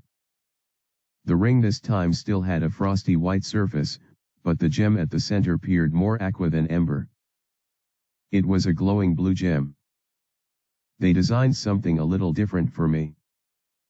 It matches my eyes, don't you think? Why yet? Ray managed to say. The necklace, as well as the ring attached to it, looked exquisite. If you don't mind, could you help me put it on? She handed the necklace to him and packed her long black hair to the side. Is she even giving me a choice in the matter? Ray wondered as he stole a good look at her delicate, pale neck. Esm was really pretty, and her skin had a major role to play in that. Before Ray realized it, he was helping her to put on the necklace. As he did so, his fingers brushed past her skin a few times. So soft. He thought to himself as he did so. It was no wonder her forehead had a pink shade despite his knock being very mellow. I guess she's very delicate. He found himself laughing internally until he was done. Once he was done, she flailed her hair back into place, using her fingers to push aside any stray hair that would block the necklace from being seen. So? How do I look? She was right beside him a dozen inches apart maybe, and her surprisingly stoic face as she asked the question made his heart nearly skip a beat. It looks good on you. Truly. A small smile formed on her face and she nodded slowly. Is that so? Thanks. Even though you didn't mean for something like this to be made for me, I still appreciate the gesture. She knows about that too. Ray wanted to pull his hair out with the way the girl pulled at his heartstrings. This time, though, he said nothing to confirm her suspicions. Esm noticed this and giggled a little. Don't be so wary. This isn't a Gus. I know the white ember was meant for someone else. But since this isn't that, I think I'll be a bit greedy and have it. Once again, she was very blunt. Is that fine by you? She cocked her head to the side and asked. At that point, Ray knew he was only presented with two words as a response. Yes and yes. He struggled in his mind to come up with a third option, until he finally did. It took all he had, but Ray figured out the perfect response to give. I guess so. What's that response? Esm nearly snickered as she covered her mouth and laughed out loud. It was only until he heard her laugh at him that he realized the honest truth. I should have just gone with one of the two options I had. Quite a bit of time passed, and Ray found himself slowly getting more comfortable around Esm. The butterflies in his stomach disappeared, and he found himself enjoying her company so naturally. It felt amazing. As people, they couldn't be any different, yet they got along so well. It's like with Alicia all over again. No. Alicia and I had books and a bunch of other things in common. However, with Esm, everything was so strange and new. Yet, that was what made things so much fun. However, all good things eventually end, and so Ray had to steer the conversation into serious territory. I'm working on something right now. If it all works out, you could meet some elves. Maybe even get to know more about your origins. The moment Ray said this, he saw Esm beam. Really? Yup. He nodded with a reassuring smile, not that she could see it behind his mask. He wasn't making empty assertions too. Now that he had successfully taken all the goods from the warehouse, they could continue their sale with the elves. I just have to get rid of all the opposition first. It's possible you could meet your real family and... No, Ray. My real family remains with the orphanage. With the elves, it's nothing more than curiosity. I think. Once Ray heard this, his expression darkened a little. I guess it won't be as simple as I thought. To help her, I'll have to find her orphanage friends. Now that Scylla was the only player in the black market, it was possible that they were already sold off into slavery. Perhaps even. No.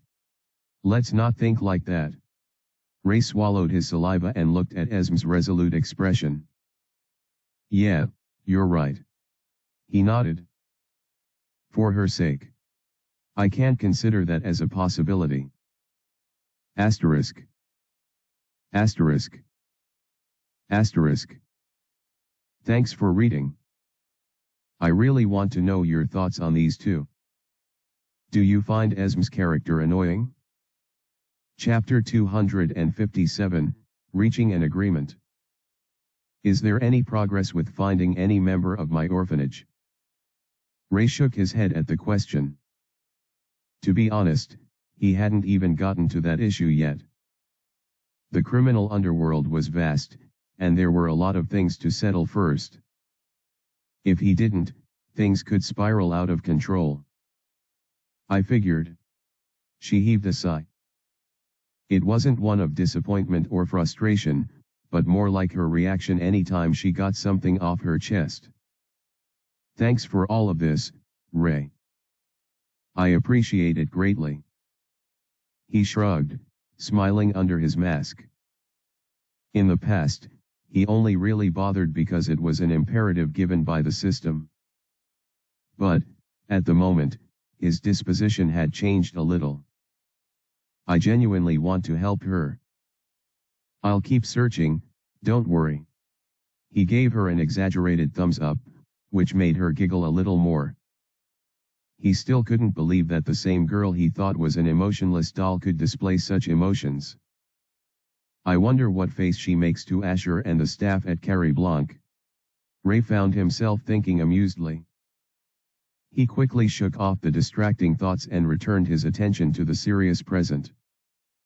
Is there anything I can do to help, though? Where's this coming from? Ray wondered as he stared at Esm upon hearing her abrupt question. I don't want to keep on being a liability. Besides, things are pretty boring and uneventful here. Esm explained how she never really did anything but stay in her room all day. She was also lonely and tired of having to stay quiet. Plus, her unease was building up every time she had to be with the bad people. There was also the fact that she felt anxious about her friends and family, yet she wasn't actively doing anything for them. I know it's selfish, but I really want to help in the search. Ray instantly raised his hand and shook his head in disapproval. It's better you stay out of this. The current situation is very dangerous. It's too gory and unfit for you. Ray didn't want Esm to see him killing people, or experience bloodshed with her eyes. She looked too pure to be sullied. You don't have to worry about me, Ray. I have seen my fair share of brutality.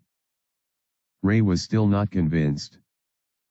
She probably feels like a burden and is trying to be tough about the whole thing. Have you ever watched someone's four limbs dismembered as they're raped in front of you? And as the man climaxes, he decapitates her head. Ray felt sick the moment he heard such a graphic description. More shocking was the calm look on Esm's face as she said all of it. I have seen things worse than that. The mercenary gang. What they did in my town was truly awful. Ray felt conflicted. On one end, he understood Esm's request, and he genuinely wanted her to be by his side. However, he also recognized the dangers. What should I do? I should have mentioned this last time, but you have no way of knowing what my friends look like. I know them, and they know me. Wouldn't it be better if I came with you on your search for them? That was the last nail on the coffin for him. Ray no longer had any concrete excuse to keep her away from the battlefield at this point. You. Fine. She appeared excited, almost like a little child, once he said this. After considering everything, I suppose you're right. You'll follow me on my next expedition. Her smile grew bigger and her blue eyes twinkled bright. It almost made Ray squint just to look at her face. Thank you. Thank you so much. I'll try not to get in your way. Esm seemed too excited about his decision to the point that Ray was convinced there was some other reason she wasn't telling him. He was too tired to address it at the moment, though. I'll have to talk to the relevant people in this place to outfit you in something appropriate. That way, she could conceal her identity when they were on expeditions. Enchanted items should also allow her to somehow keep up with me. I should consider her protection as well. Once Ray thought a little, he realized there was no real reason for him to worry too much. It'll be fine. If I can let Alicia and the rest go on the raid, there's nothing stopping me from letting Esm find her friends. Both ventures had their risks, but they also had overriding benefits. I have a question, Ray. Ray snapped out of his thoughts and looked at Esm, who now had a curious look on. Why do you still wear your mask around me? You know I won't betray you or anything, right? Plus, you're pretty much acting like yourself now, so there's no need to keep it on. Ray felt a bead of sweat form on his face as he digested the question he was asked. Esm wasn't particularly wrong in any sense. She pretty much already knew enough to render his relic's identity obsolete. It would be more comfortable if he just took off his mask and addressed her like a normal person. Still, I would prefer to keep it on. I see. I hope that's fine. I just don't wish to show you my real face. Ray murmured. He had gotten quite comfortable with his real appearance, but someone like Esm would probably consider him ugly. I'm also short. Shorter than her. Of course, Ray didn't logically believe that Esm was that petty and superficial, but he honestly couldn't help feeling that way. He was truly the superficial one, and he merely didn't want a beauty like Esm seeing his completely average appearance. I understand, Ray. It's fine. He heaved a sigh of relief, strangely glad that she didn't press on the matter any further. I should leave now, Ray said, rising to his feet. He felt like he could spend forever in Esm's room, but this was time for such. Asher and Revel are back already. There are things to discuss, so I have to leave.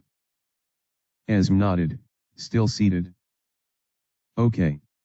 Thanks for coming today. It was fun.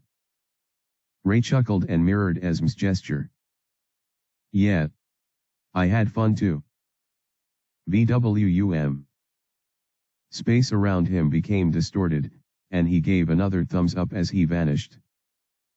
I'll come get you when it's time to move out. In all honesty, Ray was still worried about bringing Esm along. But somehow, I also want her by my side. Chapter 258, Going on the Offensive. Oh ho. So that's what is going on now. Relix sat on a couch, and opposite him were three seated individuals. Rebel, Asher, and the girl he saved earlier that morning. Kara Verde. They had dealt with all the pleasantries pretty early thanks to Relix's insistence. Important affairs came before any other thing, so he was more interested in progress. How noble. Kara thought as she looked at her savior with starstruck eyes. Ever since she was saved by the man of darkness, she couldn't stop thinking about him. She wanted to meet him the moment she regained consciousness, and now too he was right in front of her, she couldn't let out as much as a squeak before him. Right when they met, she was able to thank him for saving her life, but he casually addressed it. He also apologized for not coming earlier, but she couldn't understand why he was being so dismissive of his actions. It was all thanks to him that she was able to safely keep all the relevant documents of the Verde house that related to their properties and assets. Kara's family was very thorough with their paperwork, so the mere fact that their legacy didn't fall into the wrong hands was more than enough for her to lick the sole of his feet. Lick his feet? What am I even thinking?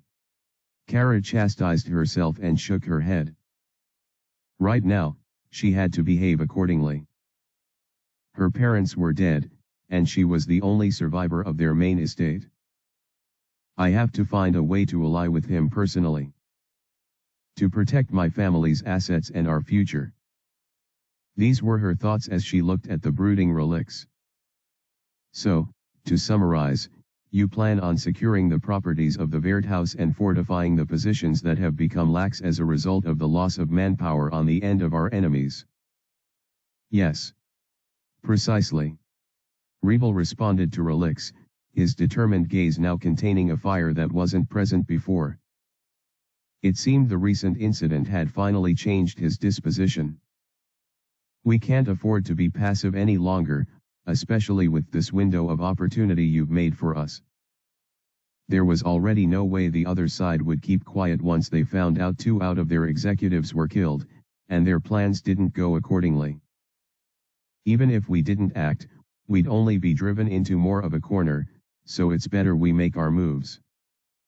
The mercenary gang was completely on Scylla's side as well as pretty much most of the underworld. They've most likely taken control over the John territory, and since there's no tether for us to use regarding that venture, it's best we only focus our attention on the Blanc and Verde house. They didn't even have enough manpower to spread themselves too thin. I understand. So, what do you need my assistance with? Relix asked with a deep, concise tone. He clearly wanted to get to the point. Lady Kara over here would like to secure all the assets of the Verde group, so it would be really helpful if you served as her guard. Rebel said solemnly. Please don't take it the wrong way, Sir Relix. I would have sent anyone else if they were capable enough, but it's possible that they might encounter ahead, and this mission is too sensitive to take any chances. Rebel the Blanc counselor couldn't he remember anyone else that he had to grovel so much to. However, Relix was more than worth it. Right now, it didn't even matter what kind of reward they were going to give him in the end, they needed him far more than he needed them. With that thought currently at the forefront of his mind, Rebel awaited Relix's answer. There's no need to be so uneasy. I accepted to help you all out, and I intend to keep my end of the deal, so don't worry about it. Rebel as well as Asher and Kara heaved a sigh of relief. I was just wondering if I could take a bunch of detours during my escort missions. Don't worry, it won't impede anything at all. Upon hearing this, Rebel's eyes sparked a little in curiosity. I trust you, Sir Relix. Is it perhaps related to the slave trade warehouse you mentioned the other time? Relix nodded, confirming the question. Well, I have had my men working on preparing a map for you that pinpoints every known and speculated warehouse of the slave trade union. Rebel added. He and Relix had already had a thorough conversation on his interests in these warehouses prior to their current conversation, so Rebel's men were done with their task. I suppose he wants to dismantle the slave trade union, which is Scylla's major source of wealth and power. Rebel appreciated Relix thinking far ahead, and he was truly grateful to have him as an ally. I must never make this man an enemy, he told himself for the umpteenth time. I'll also be bringing my partner along with me. I'll talk to Asher about the details, so we don't have to discuss that now. Everyone in the room already knew their place in the alliance they had formed. That meant Kara knew Alderd's true identity, though not his real face. He still had his Alderd appearance, after all. There's no problem at all, Sir Relix. Rebel nodded, and so did the other two. I'm curious about one more thing. This time, Relix turned his gaze to the only female in their midst. What do you plan to do after this conflict is resolved, though? Rebuild the Werthouse as a criminal empire? This question had a lot of weight to it, considering the current state of the black market as well as what it would end up as eventually. If we succeed, everything will be in shambles. The Carrie Blanc Group intends to become a legitimate business group.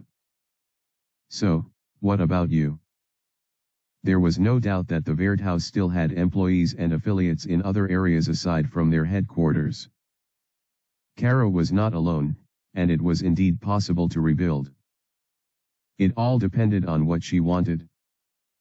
I am not sure yet, she muttered, her clouded face showing a mix of confusion and sadness.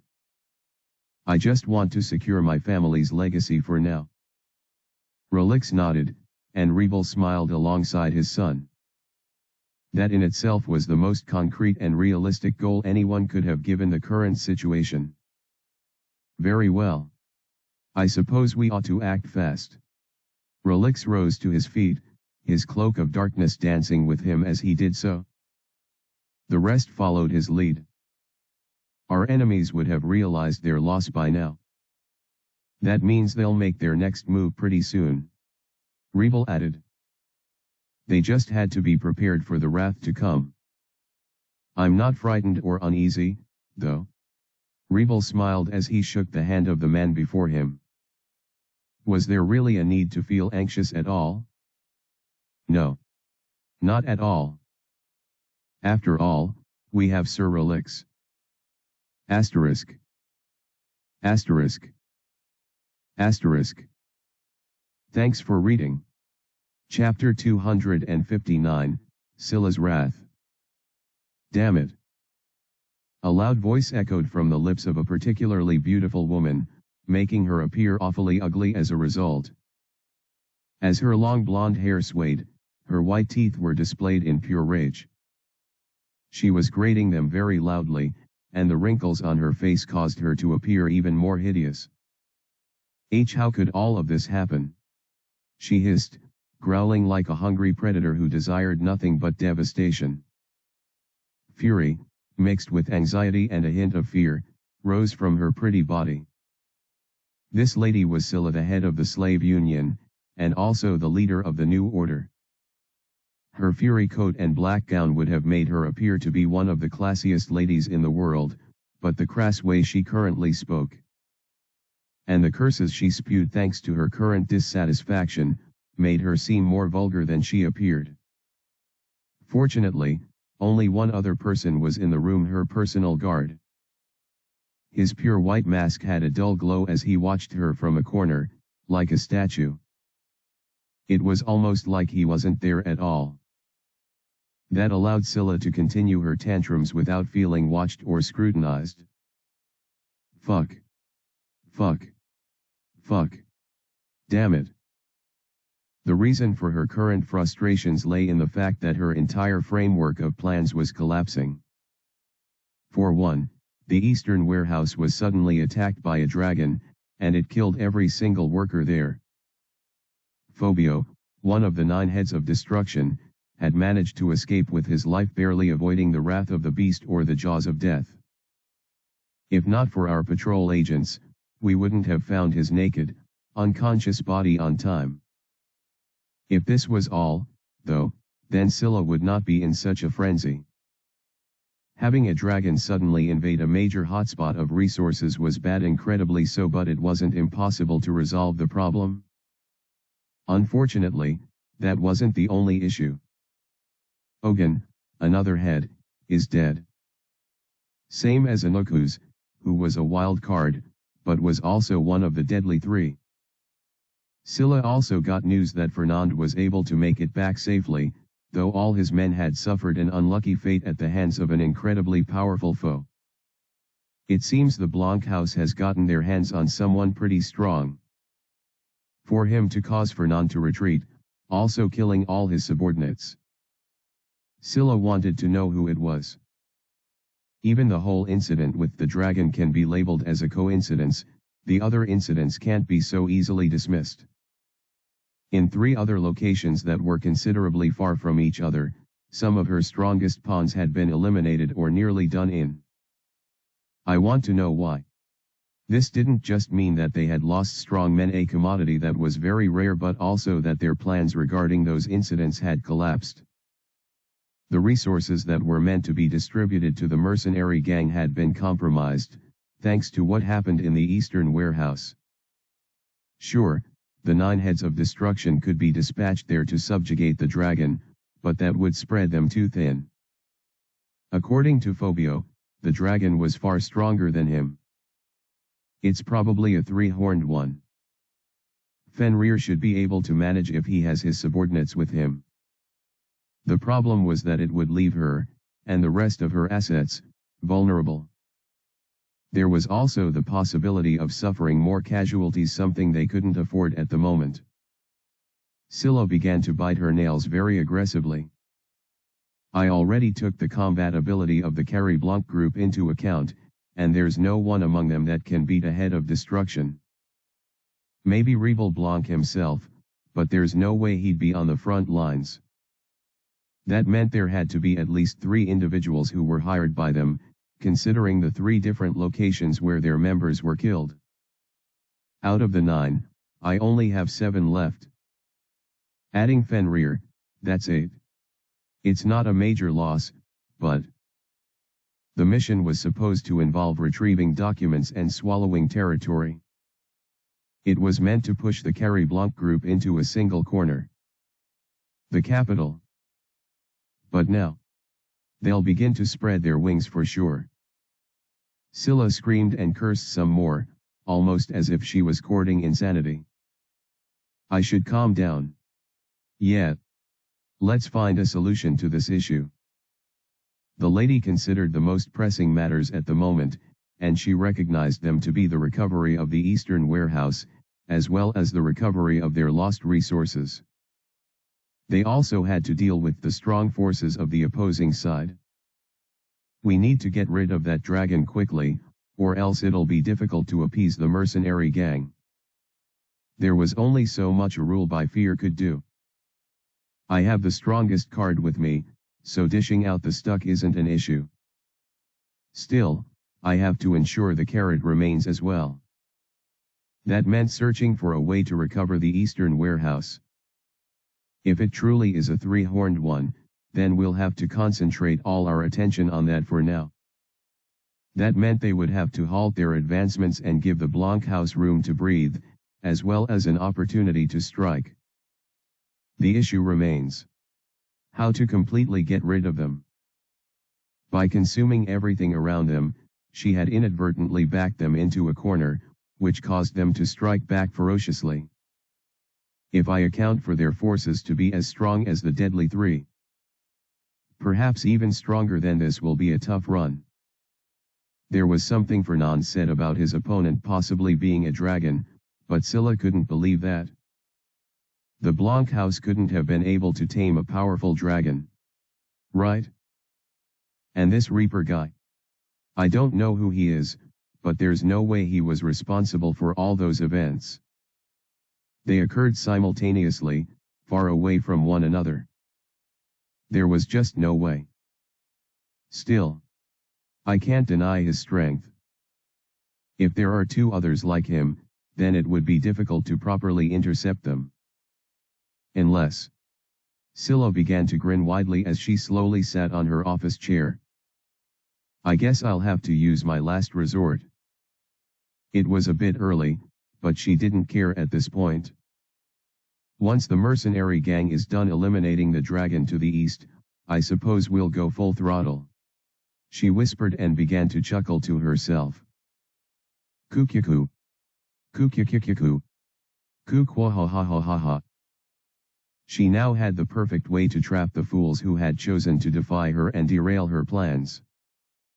Enjoy the next few days of peace, Blanc. It'll soon be over. Scylla closed her eyes, and a wicked grin completely replaced her look or rage. Once I'm done, everything you have will be mine. Asterisk. Asterisk. Asterisk. Thanks for reading. Chapter 260, Discovering New Possibilities. Skill details. Ray mumbled to himself as he sat all alone in a luxurious suite. He was waiting for the final preparations by the Carrie Blanc group before leaving with Caravert to secure her family's properties. They would be doing all of this for the next few days, so Ray had prepared himself for it. His suite was incredible, almost as amazing as Esm's room, and it was too vast for him alone to occupy. At some point, Ray felt a gnawing pang of isolation and boredom as he just waited. Esm really had a point there, huh? He had thought, after experiencing something similar himself. Thankfully, this feeling didn't last forever. It was at this point that Ray remembered he got new skills from Snow Alicia's new familiar, so he decided to check them out. Tier A. Ability: the ability to split yourself into multiple identical copies, though your overall ability is halved whenever you do so. Ability is split evenly among all copies since you are all meant to be identical. Current limit: 9 copies. I see. So that's how it works, he murmured as he went over the details. Normally, Ray would be jumping for joy, but there was no reason to do that at the moment. After all, he already saw the skill in action. I was pretty excited to see a cloning ability. Nearly jumped in excitement back then. However, now that he was looking at the details, he could understand why it wasn't an S-tier skill.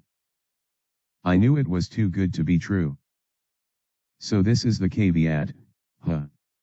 He smiled as his mind flowed into the limitations of his abilities. This was an amazing skill, sure, but every time he cloned himself, his ability was halved. So, if I have 9 clones, that means I'll only have 10% of my full power left. That was awfully inconvenient, but also not particularly a bad trade-off. It says nothing about distance, so that means I should be able to maintain the clone over a long distance. Right. Ray also wondered how he would go about controlling the clone. Does the copy have a mind of itself? That would be a little problematic. Looks like I'll have to test out this skill. But first, let's look at the other skills Ray had gotten, and from Snow as well. They were all B tier, hence making them very useful buff/attack type skills.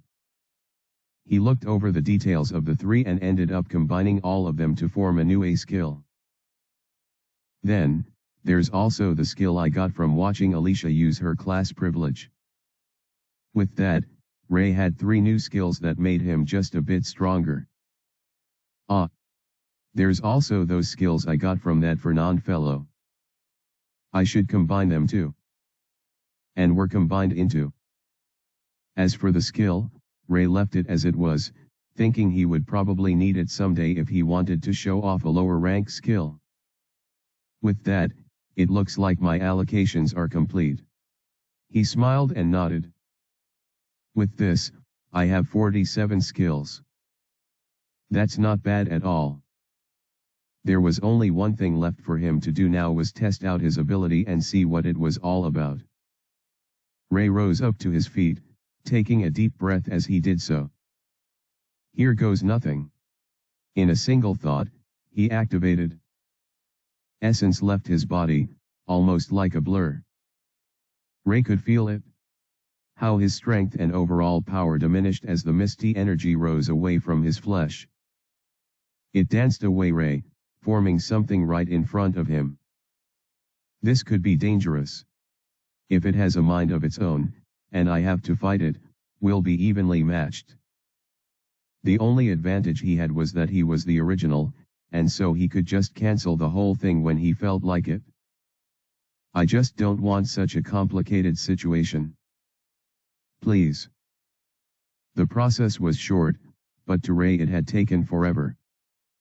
Phew. Mist rose from the naked body that stood in front of him, and the fully formed copy stared blankly at Ray. The boy didn't look like Relix, or any other disguise Ray had. It was simply Ray's true form. AHH. I see. So it replicates how I truly am. That's good to know. The fact that he was naked also proved the fact that the replicate ability didn't work on items or any other non-Ray thing. Other than that, the entity before him was a perfect clone. Now then, I guess now is the moment of truth. Ray had to know if the clone had a will of its own, so he utilized his on it. Name Ray Skylar. Race clone. Class anomaly. Level 50. Life force, 43. Mana level, 100. Combat ability, 70. Stat points, 0. Skills. Skills. Alignment nil. A blank canvas of Ray Skylar. Commanded to do your bidding. Whew. Ray held his chest and heaved a sigh. It seemed all his worst fears about the skill weren't true. That was more relieving than he thought. It seems like it also has the full effect of my class. That's a good thing. The rest of its stats were halved, though. Status window. He murmured in order to check his own stats. Unsurprisingly, everything had also been cut into half. This isn't a useful ability against a stronger opponent, all things considered. Was best used when one wanted to perform a lot of tasks or overwhelm multiple enemies at once. Snow used it to target multiple areas of the Earth Elemental, so that's also a good use. He still wasn't sure if his skills would be as effective since he was duplicated, but since the skill depiction said overall ability, then he guessed they applied. If they did, then what about classes? Why weren't they affected?